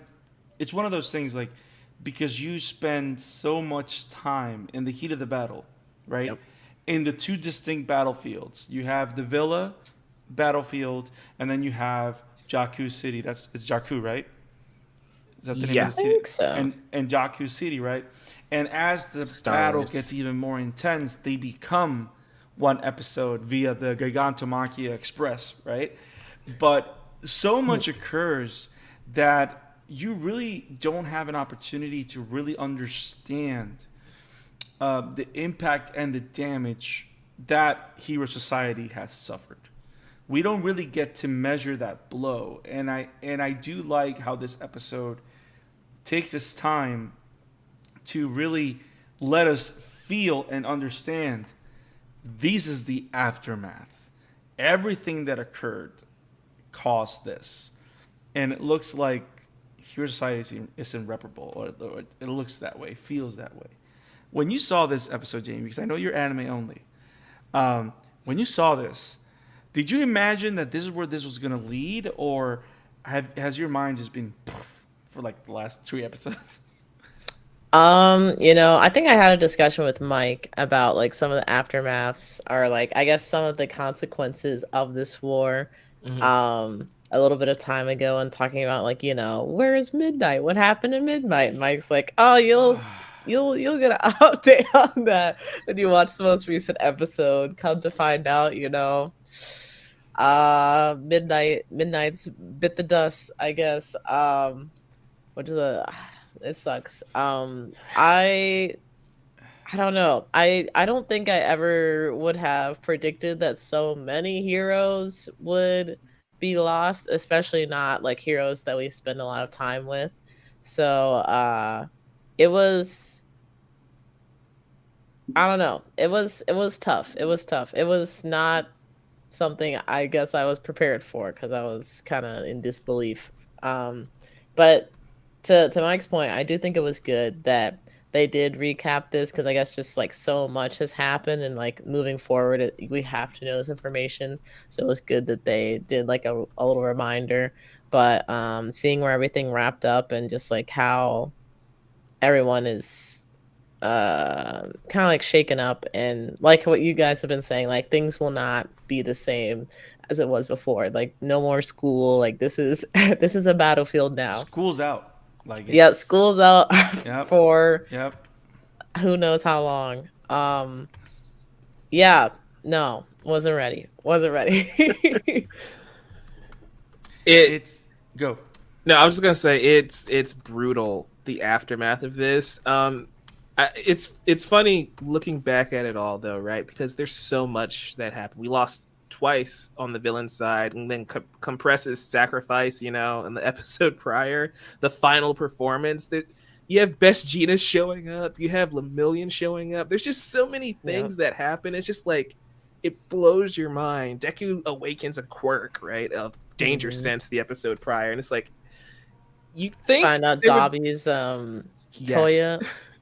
That was big. So many big moments. And again, this entire season takes place in a day. When they said that Mirko was fighting off those Nomus for 5 minutes alone, I'm like, you mean to tell me them 2 episodes took place at 5 minutes worth of anime time? They're on some Dragon Ball Z tournament time right now. Yes. Well, I mean, Seriously. if the Flash comic book is currently doing a 1 minute war arc, come on, guys, they can do it. I think what you're forgetting here, Brandon, is that that's the Flash, the fastest man alive, and Uraraka doesn't have super speed. What is the baby girl supposed to do in this war? I don't know what to tell you. So much happened in this one. Yeah. I think if you had what was the most impactful moment for you, if the episode, if anything? I have one, but I wanted to know you guys' first. I think for me, really seeing that Midnight had like died, like for real, like no backsies, like that's it. We won't see her ever again. That was super I won't say heartbreaking, but very sad because like I like Midnight. I thought she was a cool character. She's representing the ladies, and that sucked to see that like she actually died trying to fight the villains back. The also I don't know, just seeing everybody's kind of like injuries and how like for some of them it's like life altering, like Eraserhead like lost a freaking leg and He cut his own leg off. he cut his own leg off. Yeah. And an eye. Don't forget that part too. Yeah. And an eye. I forgot about patch. that. Yeah, he lost the eye. So I don't know. It's insane. Definitely Midnight was the shocker for me though, because I really thought she was gonna survive somehow. Yeah. Like the big thing for me was the fact that the one thing that I never could have imagined was going to happen in this show occurred. And it's the fact that we got a in memoriam moment where we literally had, that's one of the two, like we literally have the pictures of all the ones that have lost their lives. Like I forgot that Majestic was one of them. I forgot that he was one of the ones that fell in the battle to that point. Yeah. Like, but I think do they make that big of a deal in the manga The fact that Midnight is gone. There is a whole like 2-page spread, which is that very same in memorial, right? And if you look Yeah. at it, there are some characters that die that I don't even think the anime really showed. Like Native, it was killed in this war. And Native, if you don't remember, is the very person in the Stain arc who was about to get murdered by Stain when he's caught by Tenya. And the entire Stain arc is spurred because Native is there injured, and Deku and Shoto are helping fight off Stain in that Because arc. they're all paralyzed because of Stain's quirk. Right. And the one who was initially there was the pro hero Native. So he is gone. You know, I know he's only appeared in that one arc, but that is another character that we know and that we were familiar with. And so that sucks. I do think that the show did a great job of honoring that one singular panel, right? By having the score kick in, by having the montage happen.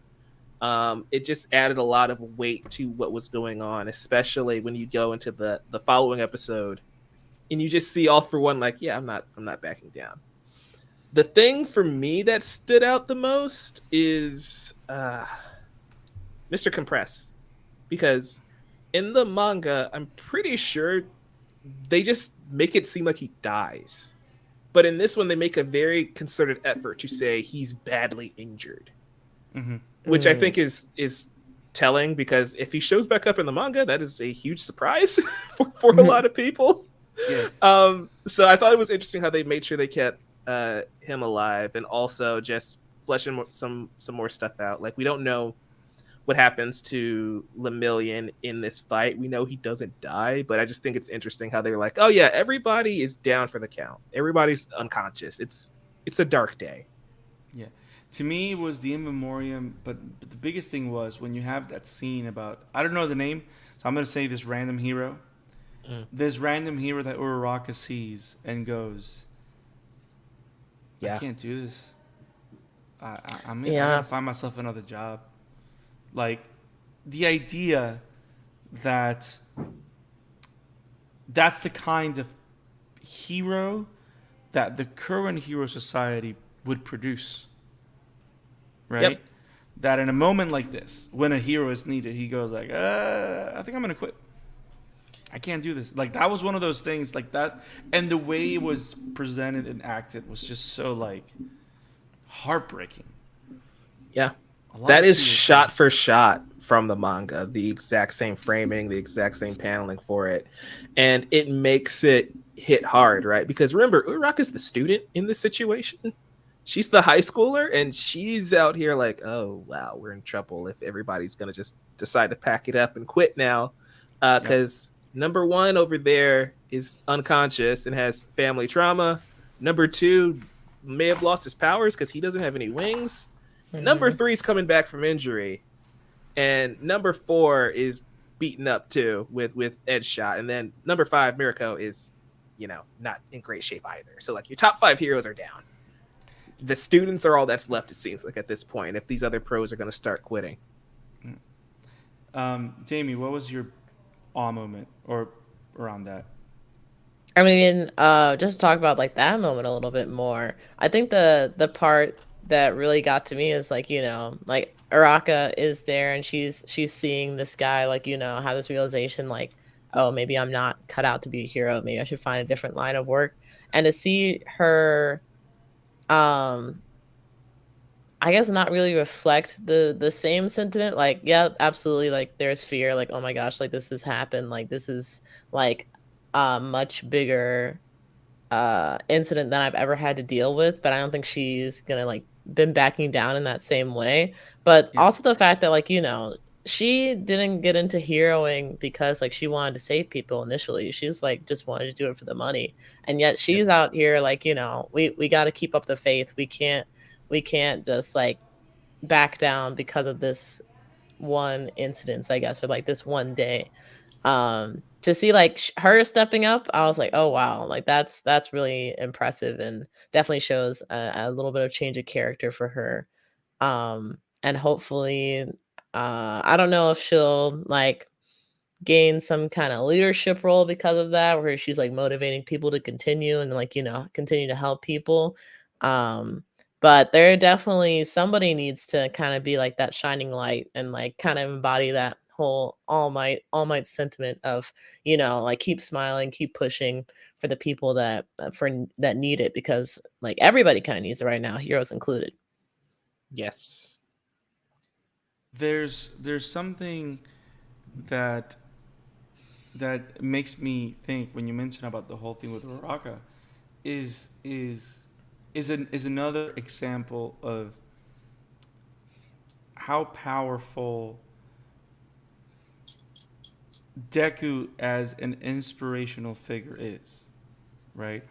A kid that's not only obsessed with heroes, but a kid that believes that there is such a thing as being a real hero. You know what I mean? Like, it's not just about, like, first, I love the fact that as we meet more of Bakugo's the same as Deku. He's just says kill as opposed to save and beat. Yeah, Mhm. Bakugo is a character that once you understand, you basically have to learn a new language to understand him. Yes. Once you know that die doesn't actually mean die, Yeah. and bastard doesn't actually mean bastard, he's not that bad. Right. So I like, because we all know that it's like, I don't want people to throw shade, but I'm gonna say it. Oh boy. Like, it's literally the whole Sakura thing with a character where wait, where she cannot be left behind because there's a bigger goal out there. That's what drives Sakura to train with Tsunade. That's what drives Sakura to be the second greatest healer in Konoha, right? And what we've seen in Uraraka's change of demeanor and change of goals is because of what she sees Bakugo, Deku, and all those things, all of them do. So I agree with you, Jamie. I love how we see her character grow this way, and it makes her so much more interesting. And maybe that's why we see her in the opening, even though you were kind of complaining about that a little bit ago. It's clearly an homage to a thing that happens in the arc. That's what like her being there, I'm fine with. But it's clearly referencing a scene that happens, and she's not the one in the scene where that happens. That's where it's kind of like, okay, that's a bit weird. But the feeling's there, bro. The feeling is there. Yeah, sure. Uraraka's great. She's one of my favorite characters. She's awesome. Underrated. So, Isaac, do you have any thoughts? I don't really know what to this is arguably the episode that I have least opinions on due to its whole flashback nature, if I'm being completely honest. Noted. All right. Noted. So, from Hellish Hell, we jump directly into Tartarus. Oh boy. Which, there's a lot of nuance in this episode. Thematically, and a lot of different characters say certain things that are very interesting. Isaac, watching this episode, watching the breakout or the play that All for One plays, what are your thoughts on this episode? Just a second. Let you start. I can take after you. Okay, so disembodied. No. So Jamie, what are your thoughts on Tartarus on the latest episode? The first real episode of this arc. Wow. Dropping shade. If the first real episode didn't make me feel like hopeless, this one definitely did, because like All for One is making his move. He's breaking his body out of Tartarus and killing heroes along the way, and helping like everybody break out of jail. Everybody got a get out of jail free card that day. They won the lottery. So what are you trying to say? What are you trying to say? All for One is the old man from Monopoly. He just got a bad haircut. I mean, to those guys, absolutely. A little too much off the top. A little, yeah. Off the top, on the sides, on the face. A little everywhere, but it's fine. And oh my gosh, like this episode just makes me wonder like how the heroes are gonna handle all of this, because like all the people that they've all previously faced. Like the really, I'm sorry. Once again, I'm really bad with names. You guys will get tired of me saying this, but it's just It's not like I don't care. I just, I can't even remember people's names in real life. So I'm like anime characters. We're not gonna try that hard. All right. But the guy, the guy with the really huge muscles that Deku fought in Muscular. season Muscular. Okay, well, I was kind of was close so there. close. I was kind of close. Y'all know who I was talking about. See, you're giving us Muscular. enough info. It's all good. Yeah. Freaking Muscular from season 2 or 3? Was it 3? Okay. I had one of the numbers in Okay, there. stop bragging, Mike. We know you're the guy. But see, like Muscular breakout, I was like, oh my god, Deku had so much trouble with him just like in season 3, and I don't know if he could have gotten even stronger while he was in jail. Like, he just hit the jail yard every day doing the pull-ups, doing the He was bench doing press, the Uncle like Ira workout. yeah. I don't know if he was doing that. I don't know if he's just sitting around, but I'm curious to see if we'll see that matchup again. We also have some people that, at least as far as I'm aware, we haven't seen before, like the lady with the purple hair and the streaks. So, oh my gosh, and on top of everything, they don't even have like a full cast of heroes. Like multiple heroes are down, multiple heroes are injured. So, I don't know who's going to be stopping these crimes into like how efficient they're going to be, and if they're going to end up injured as well, because We got they're people not used. quitting on the last episode. Yeah, like they're not Quiet used to quitting. handling these kinds of threats. So it's just bad news all around for the heroes as far as I'm concerned. And then to see like at the very end of it, All For One is able to escape and is looking at Shigaraki like, it's you and me, man. We're gonna get together. And he's kind of like no, please, God, no. Somebody save me. But I think like one of the more interesting parts of the episode is the fact that oh my god, the lizard guy Spinner, who's, I know he's inspired by Stain. That's my extent to my knowledge on Spinner. Hey, but you got a name. The fact that I remember Stain because that one is like, I made a joke with it one time and I remembered it from that. Also, I don't know, Stain, it feels pretty easy to remember. It's not that bad. It's not that bad. Yes, Mike. Did you? Okay, so you remember Stain, and you remember these. Did you notice that he is one of the ones who broke out, right? Stain broke out? Yes. Oh, the I didn't camera see like that. slow pans to him, and this dude, like, he didn't have his mask on, but he clearly is still missing a nose and everything. All like, I'm finally free, and he just sneaks away while the crowd is going the other direction. I need to watch it again. Then I had no idea.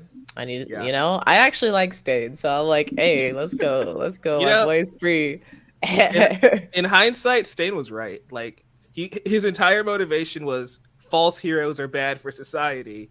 Yep. And look what happened. If every hero was like All Might, none of this would ever happen. Half the League of Villains wouldn't even exist. Yeah, that's true. But that was not the case. But yeah, to see that even like Spinner, he's starting to question things, and he's like, he's talking to like All For One, even though he doesn't know he's talking to All For One. He's like, you're not the guy that I'm following. Like, I'm following Shigaraki. Who are you? And he's like, don't worry about it, dude. We're all on the same team. That's gonna be fine. Even though the previous episode, he's like, yeah, I don't care about your comrades. Whatever. Yeah, he'll be all right. To see that, like, there's just kind of seeds of doubt being sown all across the board. I think more so on the hero side than anything, but definitely starting to begin on the villain side. I'm just curious to see, like, is that going to progress in some way, or is All For One just going to cut it off? Like, all right, you're a liability, just get rid of you now, so I don't have to try and worry about it later. And I don't know. I feel like we definitely need another All Might to come, like, save the day. And at one point, I would have definitely said, like, oh yeah, Lemillion is definitely, like, he gives me the greatest All Might feeling, I guess. But now, I don't know. Like, I think he's definitely still a great character and has like a lot of that hero essence, I guess. But he's like just, I guess, fresh out of rehab. I don't know if we could say that, but he just got his powers back. He's went through this huge battle and was like not able to like clean up everything by himself. Um, so it's got to be a team effort, but also I think somebody else is gonna step up to lead. I don't know. It's a lot. It's a lot. It's setting up a lot of things. I'm definitely feeling scared for the heroes. Me too.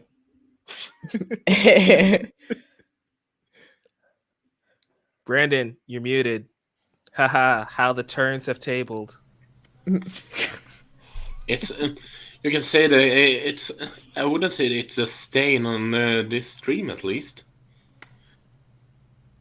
Isaac, I don't know if you have the right to talk because when it was your turn, you just said I'm good, and now you just want to come in with bad puns. I don't know how I feel about that. I'm always filled with bad puns. You know that, my friend. I'm gonna ask you a question. Were you in one of those cells as Tartarus? Because I think there's a cell with your name on it. I mean, I would probably be there because I would annoy people with all my puns. So, Mike, Yes, thoughts sir. on this episode? Tartarus. This episode was fantastic. The jailbreak scene is You got your night insane. scene. Yes, atmosphere. That's the thing that sticks out, right? We finally got a sense of atmosphere. And Yes. man, Yes. it was brutal. Like Brandon was saying, this is the transition into something new for the series, right? And just the color palette changing is the first signal that the tone is now different. It's much darker, it's much dirtier. Until you get to the back half of this episode where they kind of go back to the heroes and the lights come back on, which I thought was still kind of funny.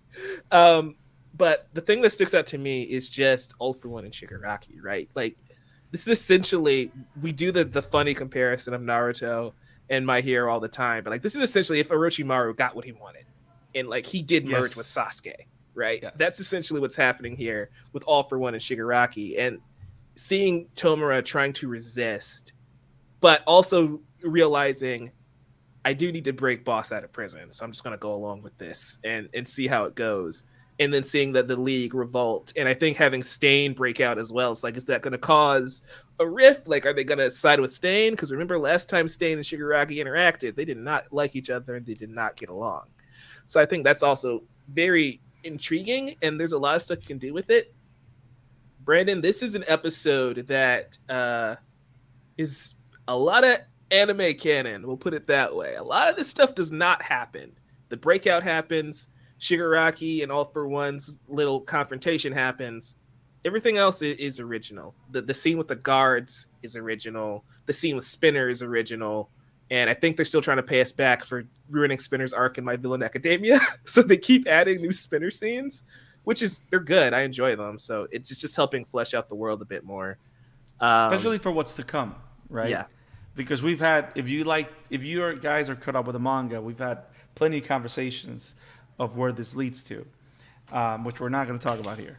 Right. But I want to talk about the guard scene. There's a lot of, like, you guys have mentioned a lot of the things that I loved of the show.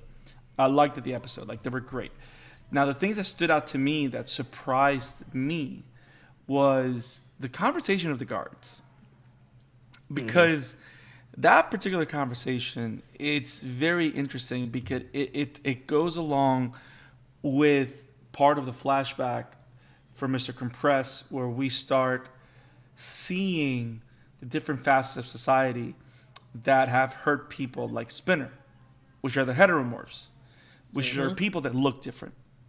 And the idea that the guards in Tartarus look at people that have dangerous quirks or people that have been transformed into different looking people because of quirks, it's like this type of xenophobia. They're not human. They're not people that should be respected as humans, so they deserve to be in a cell. Or like when they talk about Gigantomachia, I'm surprised that we're not able to kill them before bringing them here. Like this hatred to the difference of people. That's super interesting. And also because how it adds layers to the dark side of society, which when they talk about Tartarus, they say this is the dark side of your society. Yeah. Go ahead, Mike. I was just gonna add. You mentioned Kagento Makia. In the manga, they couldn't lift him out, so they built a prison around him. So it's very weird that they're like airlifting him in the anime to Tartarus. It's just that's not what happens in the manga. So it's just kind of funny. That's all. Well, maybe this is where behind the scenes, the first time we tried, he was so heavy that it ended up crashing. Maybe. And creating more damage, property damage. But this conversation of differences in it's a conversation about race. That's really what it is. I mean, and the idea to have this conversation with this particular angle, I find it very interesting because what I've always loved, and I've always mentioned it about Hero, is how in the beginning it was your traditional shonen anime, right? But as it grew more interesting and darker, and it got more real on us, right? Because of how horrible the world became, Horikoshi started tackling all these different ideas, all these different concepts. So I like him exploring this because it makes it more real and more interesting, right? Now the other side, so we have the xenophobic conversation, right? And that angle in the story, which I want to see where it goes and how they continue to explore that conversation. But also did you guys catch what the billboards say when all the citizens are protesting in front of the hospital? Did you guys read the subtitles or the signs there? Before we talk about that, I just had to share this because this made me laugh out loud. So I had a tweet saying we're talking anime openings, and the first comment is like this one, and it's Corey in the house. That's perfect. I'm just saying. Yes. know it's Meta Corey. power. And of course it's That's Jay. His name is Jason and first name, right? Or am I mistaken? Yeah, Remembering Jason is funny. But as far as the signs, I didn't catch all of them. This is why, this is something that you guys may not notice when you go back and watch these anime like in 5 months. All that stuff is just written in English. Like they go over and they just write the signs out in English on like the DVD release. So in like 5 months, I'll know what that says whenever you watch it with my sister. But So when I watched it in the subtitles, yeah, it talks about, are you evil? Like your son's the villain, and then it literally says tax thief.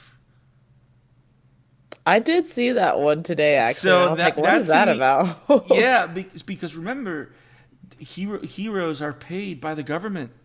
So it's not. I don't think it's something that's going to be explored even further. But the idea that the governmental structure of defense and protection in Japan, the government was financing heroes, and then if you go back to the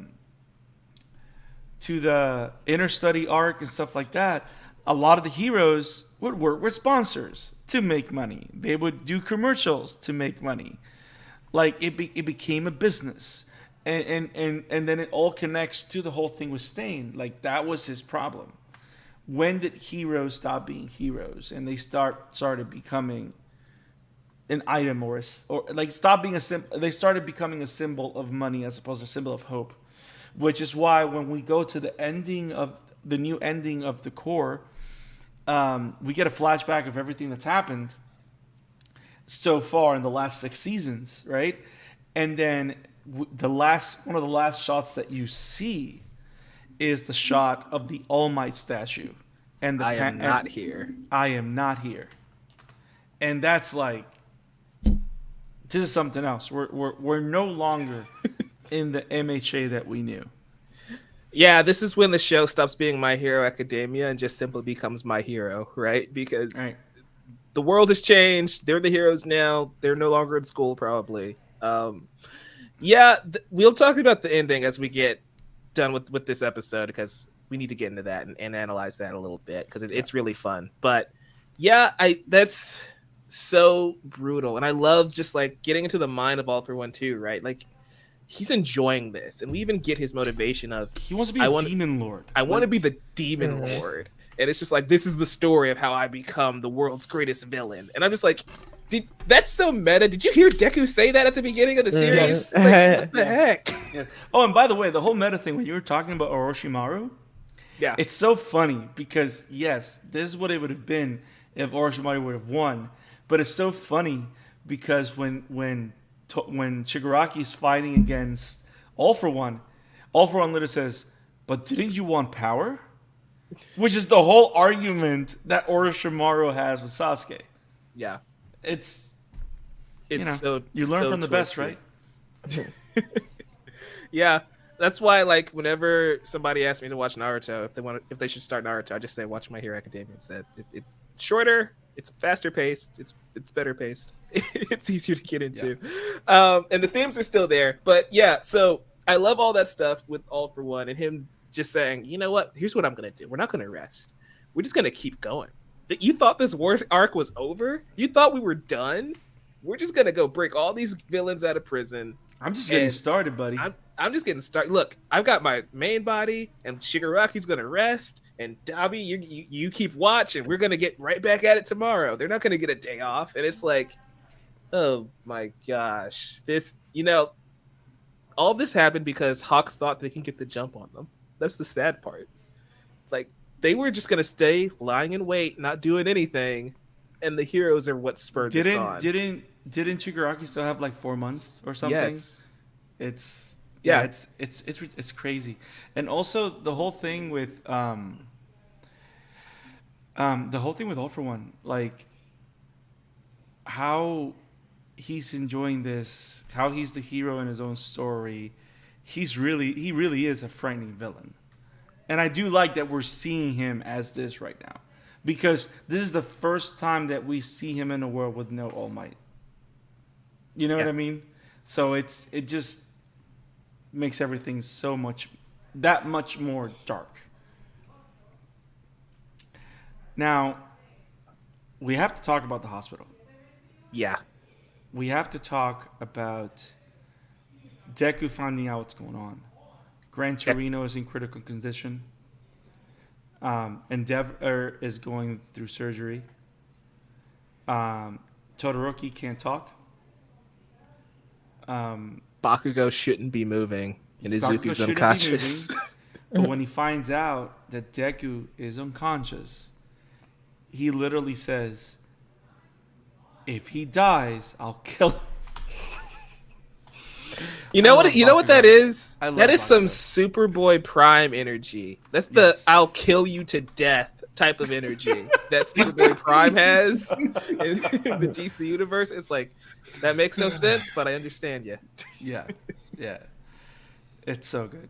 I mean, it's horrible what's happening, but I like the imagery though. Like you guys caught, of course, when they're showing Gran Torino. Which, by the way, I will never understand the whole thing about people getting smaller because they're older. I know it's kind of like a thing, but Gran Torino is super tall on the flashbacks, and he's like a very small person. It's so funny because, like, just think about scaling, right? Like, we go to the vestige space like 5 episodes ago, and we see Nana Shimura and the first user confronting All For One, right, in the vestige world, and she is so much bigger than Izuku. But then the flashbacks, again, to scale, Gran Torino is so much bigger than her. And it's like, how did he shrink that much? Did he get hit with Doofenshmirtz's shrinking Nator? Like, what happened there? It's so funny. Maybe he shrimped some in similar fashion like a Looney Tunes cartoon character. Oh, Anvil fell on his head. He got hit with the hammer. Yeah. Yes. Never blew himself back up. He's just shrunk. I was just gonna say maybe he has like the worst case of degenerative bone disease we've ever seen, but I like you guys' answers better. Or maybe he just flew right into a wall, and that's the only way they could put him back together. You know, one thing I love about the Gran Torino scene, though. The scarf. No. He's not dead. For 2 years over this freaking manga, people have been arguing with me. Gran Torino died. No, he didn't. There's nothing that ever suggests that Well, Gran here's the thing. Torino is dead. I don't know. I don't know. He's fine. He's just Okay. old. Let's hope. Let's hope. All we can do is hope. I But mean, That did certainly you was guys- a but bold claim. But did you guys catch the imagery that Deku is wearing Gran Torino's scarf in the anime opening? Yep. So Nice touch. Everybody needs a cape. We talked about this at length on GVN about everyone needs a cape. But I don't I think love Edna that. would disagree with I that. completely disagree with that. This was about why Everybody Wonder needs Woman a needs a suit. cape, but that's Not okay. everybody needs a cape. So I love mean, that. My Haven't guy you seen Flash it? has his suit in a ring. One I mean, haven't you seen and he Incredibles? powers it with Speed Force energy. The other one brings forth his suit out of the Speed Force. Okay. I'm sorry. They also are speedsters, so a cape doesn't make sense for them. We don't want them to trip. Wow. So everybody but the Flash can use a cape. Happy? There you go. I do love seeing how the world's reacting, right? Seeing how much they're turning against Endeavor, but also his family, right? Like we finally see what's going on with the Todoroki family, and Shoto realizes, and this is again an anime original moment. This isn't in the manga. He realizes that he and his brother are pretty much the same, and that he needs to be the one to take down Toya. And I thought that was so interesting how they took us all the way back to season 2 of My Hero Academia with that. And then we have the payoff, right, of Natsuo Fuyumi and his mother Ren coming in to make sure he's okay. Because just as soon as we thought the Todoroki family was healing and getting better, Toya happens. Yeah. And that ball drops. And so it's going to be really fascinating to see how the family drama continues with the Todorokis. I think this is one of the few, if not the first time, we see the brothers, the mother, and Shoto in the same room. This is the very first time we ever see that happen. Yeah. Because Shoto visits her, but he goes alone. And then we see his siblings, but she's not there. So this is the first time. They're all in the same vicinity, because Endeavor's like 2 floors away. Yeah.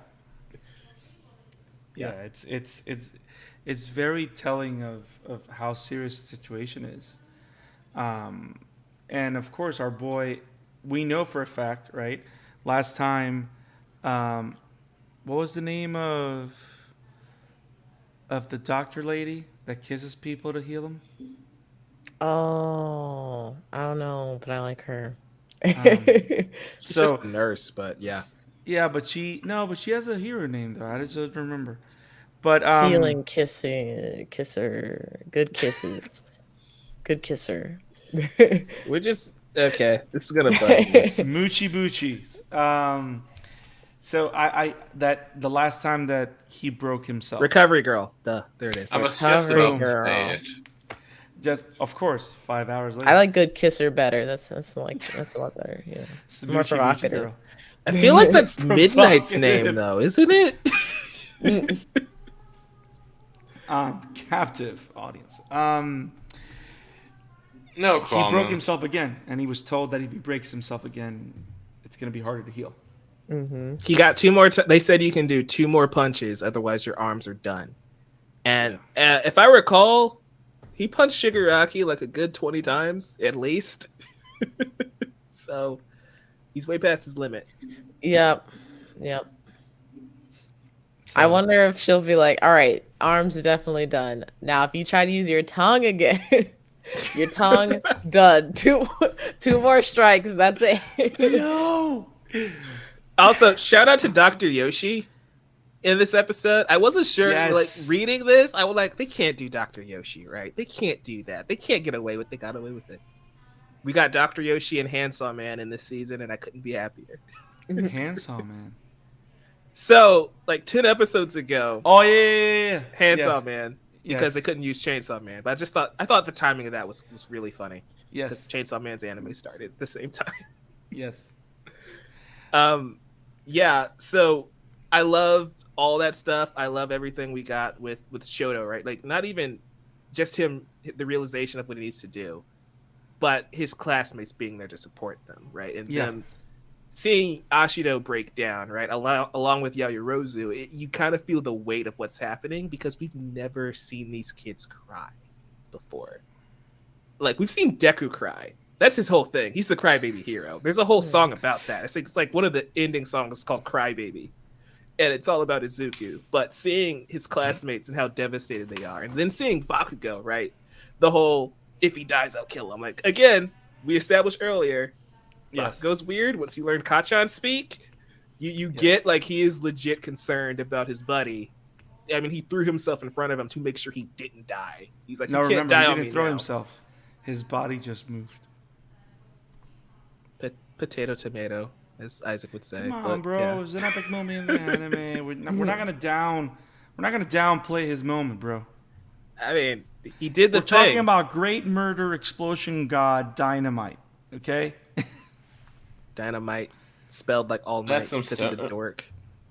That's certainly some presentation. So, what are the ramifications of Overhaul breaking out of prison? Like that's a big deal, right? Like, I mean, they're supposed to be, right? I mean, he has no arms. this is true. Like, But Deku's greatest threats have all broken free. Stain, Muscular, Overhaul, and then Shigaraki and All For One are still out there. That's I scary. have a question. So can Overhaul use his quirk with his tongue? Because that's the only. I'm not trying to be. I'm just curious because Everybody we saw just Deku, feels Frobby we saw style. De- huh? exactly. So I'm like, how is this gonna make Yeah. sense? I'm with Brandon here, actually, because if he can't use his powers outside of using his arms, how big of a danger is he really? I dare Look, argue. Well, he couldn't open the door, first of all, so Mommy Yeah, had to no. go in and let him out. And she's like, all right, Mommy you with me, I had guess. to go. In. Yep. He's the one who really won the lottery out of everybody. Yes. She yes. let him out. Yeah. This particular character that we do not know her name, and I'm not gonna say it, Mommy. really has a lot of your energy, huh? Mommy. I've waited 2 years for this moment, so here we go. Yes. Do we got anything else on this episode? Oh, we gotta talk about the ending. I can't blame Mike for calling her mama, so I'm proud of you, Mike. Yeah, somebody had to do it. You were kind of missing an A this episode with the horniness. Even though I gave you Food Wars and it was right there. Hey, So, Mike- even I can be calm sometime. Wow. Mike, you say you Yes, want to that talk was about a the joke. ending. Yes. What do you got? So these are my thoughts. Like, I know, Brandon, you were actually working on a short for this, right? Where you wanted to talk about it. But this is what I saw with the ending. This is the entire story of My Hero Academia thus far, and I think it's very telling. Like, we're seeing it all. We're seeing the world of MHA from Izuku's perspective. If you look at it, the scenes are the exact same from the show. They've just been redrawn and reframed from Izuku's POV. And so I just think it's so great how we see the shot of his mother crying, right? When he is revealed to not have a quirk. And then we see the shot of All Might finally giving him that power. And then each moment thereon, we see Uraraka like 3 times, which I think is kind of funny. Again, just reinforcing that relationship. But we see Ida, we see Shoto, and the scenes that they chose, right, are again Deku's biggest, most impactful moments. Like when Shoto finally uses his fire, right, and he gets over the trauma of Endeavor, or at least that version of his trauma with Endeavor. When Bakugo is there crying in his face because of what happened to All Might, and he's thinking it's his fault. It's just showing all of Deku's hero moments. Even when he's sitting next to Tenya, right? And in that moment, I wish I had the pictures here to pull him up, but Tenya's staring at him. He's just doing the Ida thing, doing this. But yeah, if you remember what that scene is, Deku is in tears because he's heartbroken about not saving Eri. And so each moment that they pick is important to Izuku. Like the first shot of Uraraka is when she tells him Deku is a great hero name. I think it sounds cool. And so each moment is just so heartwarming when you remember the context, because it's My Hero's greatest hits, But then you realize you get that shot of Izuku being alone at the end of it. It's like, yeah, that led up to this. And then when he looks up, he had the tears in his eyes. He's all alone. But as soon as he stares up, all of his friends are there to support him and to greet him, even though the statue of All Might says, "I am not here." And that ties right, they're there. And that ties back into the opening, which we didn't mention, as they look into the sunset and he just does the raise his fist in the air All Might style, because that's his support system. They're going to be the ones to try and pick up the pieces right now that the heroes have failed. And I think that's why combined the ending and the intro are amazing, but it's just journey for Deku, the journey for Izuku in that 1 minute 30 seconds tells you everything you need to know about that character and how he's gotten to this point, and I love it. And it's funny because it actually connects also with the end of the ending of the first core. Because the end of the first core, he's running away from his friends. Yes. And here he's running towards them. Yep. Damn Awesome. it, Mike. Really best. I don't know, guys. We've done the thing. We talked to my hero. You guys got anything else on the beginning of Core 2? Somebody save them. We need a hero. I need a hero. I'm wrong. I'm holding up for a hero till the end of the night. He's gotta be fast and he's gotta be strong. And he's gotta be watching the light. See, for some reason, I have Shaq Kroger singing the one good song that he's ever written for Spider-Man. Here comes a hero to save us. Yes. This is just getting out of hand. Look, Shrek 2 is a masterpiece. Get over it. I'm not, I remember when I was disagreeing. I love when I was Shrek. in California last year and I was walking down the Hall of Fame. One of the only stars that I got really excited for was Shrek's. I'm like, oh my God, there's Shrek's star. And I took a picture next to it. I sent it to my parents. I'm like, look, I was on Shrek's star. That's awesome. That's awesome. So, guys, we've done the thing. We've talked anime. We talked Nier Automata, version 1.8, episode 2. We talked our favorite anime openings second time. And we talked My Hero Academia. If you love what we do here at the Amateur Otaku Podcast, make sure you click on that like button. Make sure you subscribe to our YouTube channel.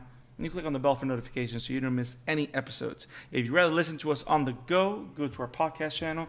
The Amateur Otaku is available on Spotify, Apple Podcasts, Google Podcasts, wherever podcasts are found. You can find the Amateur Otaku Podcast. If you want us to keep covering Nier, let us know in the comments. If you want us to keep covering MHA, anime, keep letting us know in the comments. We're going to be moving to a different show every single week. But if you want us to go back to a show, we'll go back to a show. So you guys are in control of the destiny of the show, of the channel, to a degree. Because we're definitely talking Vinland Saga next week. Now it's your turn. Well done. Well done. So now, let's head out of here, guys. Isaac, if people wanted to find you, or want to guess what you actually look like, where can they find you? Emblemaniac on Twitter. Jamie, where can people find you? You guys can find me at Swiper_art here on YouTube and Twitter. And for game related stuff, you can find me on at Swiper_prime on Twitch and YouTube. Novicinefile. Yeah, you can find me at Novicinefile. Everywhere. Specifically Twitter, TikTok, and YouTube. You can also find me at the Chatter After and the Chatter After Daily, where we're talking daily news there. Also, beyond the clickers, Last of Us, Tilu Tuesdays. Make sure you're there every single Tuesday as we talk The Last of Us until the series is over, and maybe even beyond, because we've got to cover part 2, I think. Plus Ultra? Plus Ultra. And you can find me at the Scarlet Fan 52 on Twitter. And you can find me also there at Beyond the Clickers on the Chatter After. And on the Chatter After channel where we talk movies, series, and a bunch of random stuff that we love to chatter about. So, guys, be awesome. Stay awesome. Keep watching anime. And we will see you next week with another episode of This Week in Anime. See you guys. Peace. Do, do, do, do, do, do.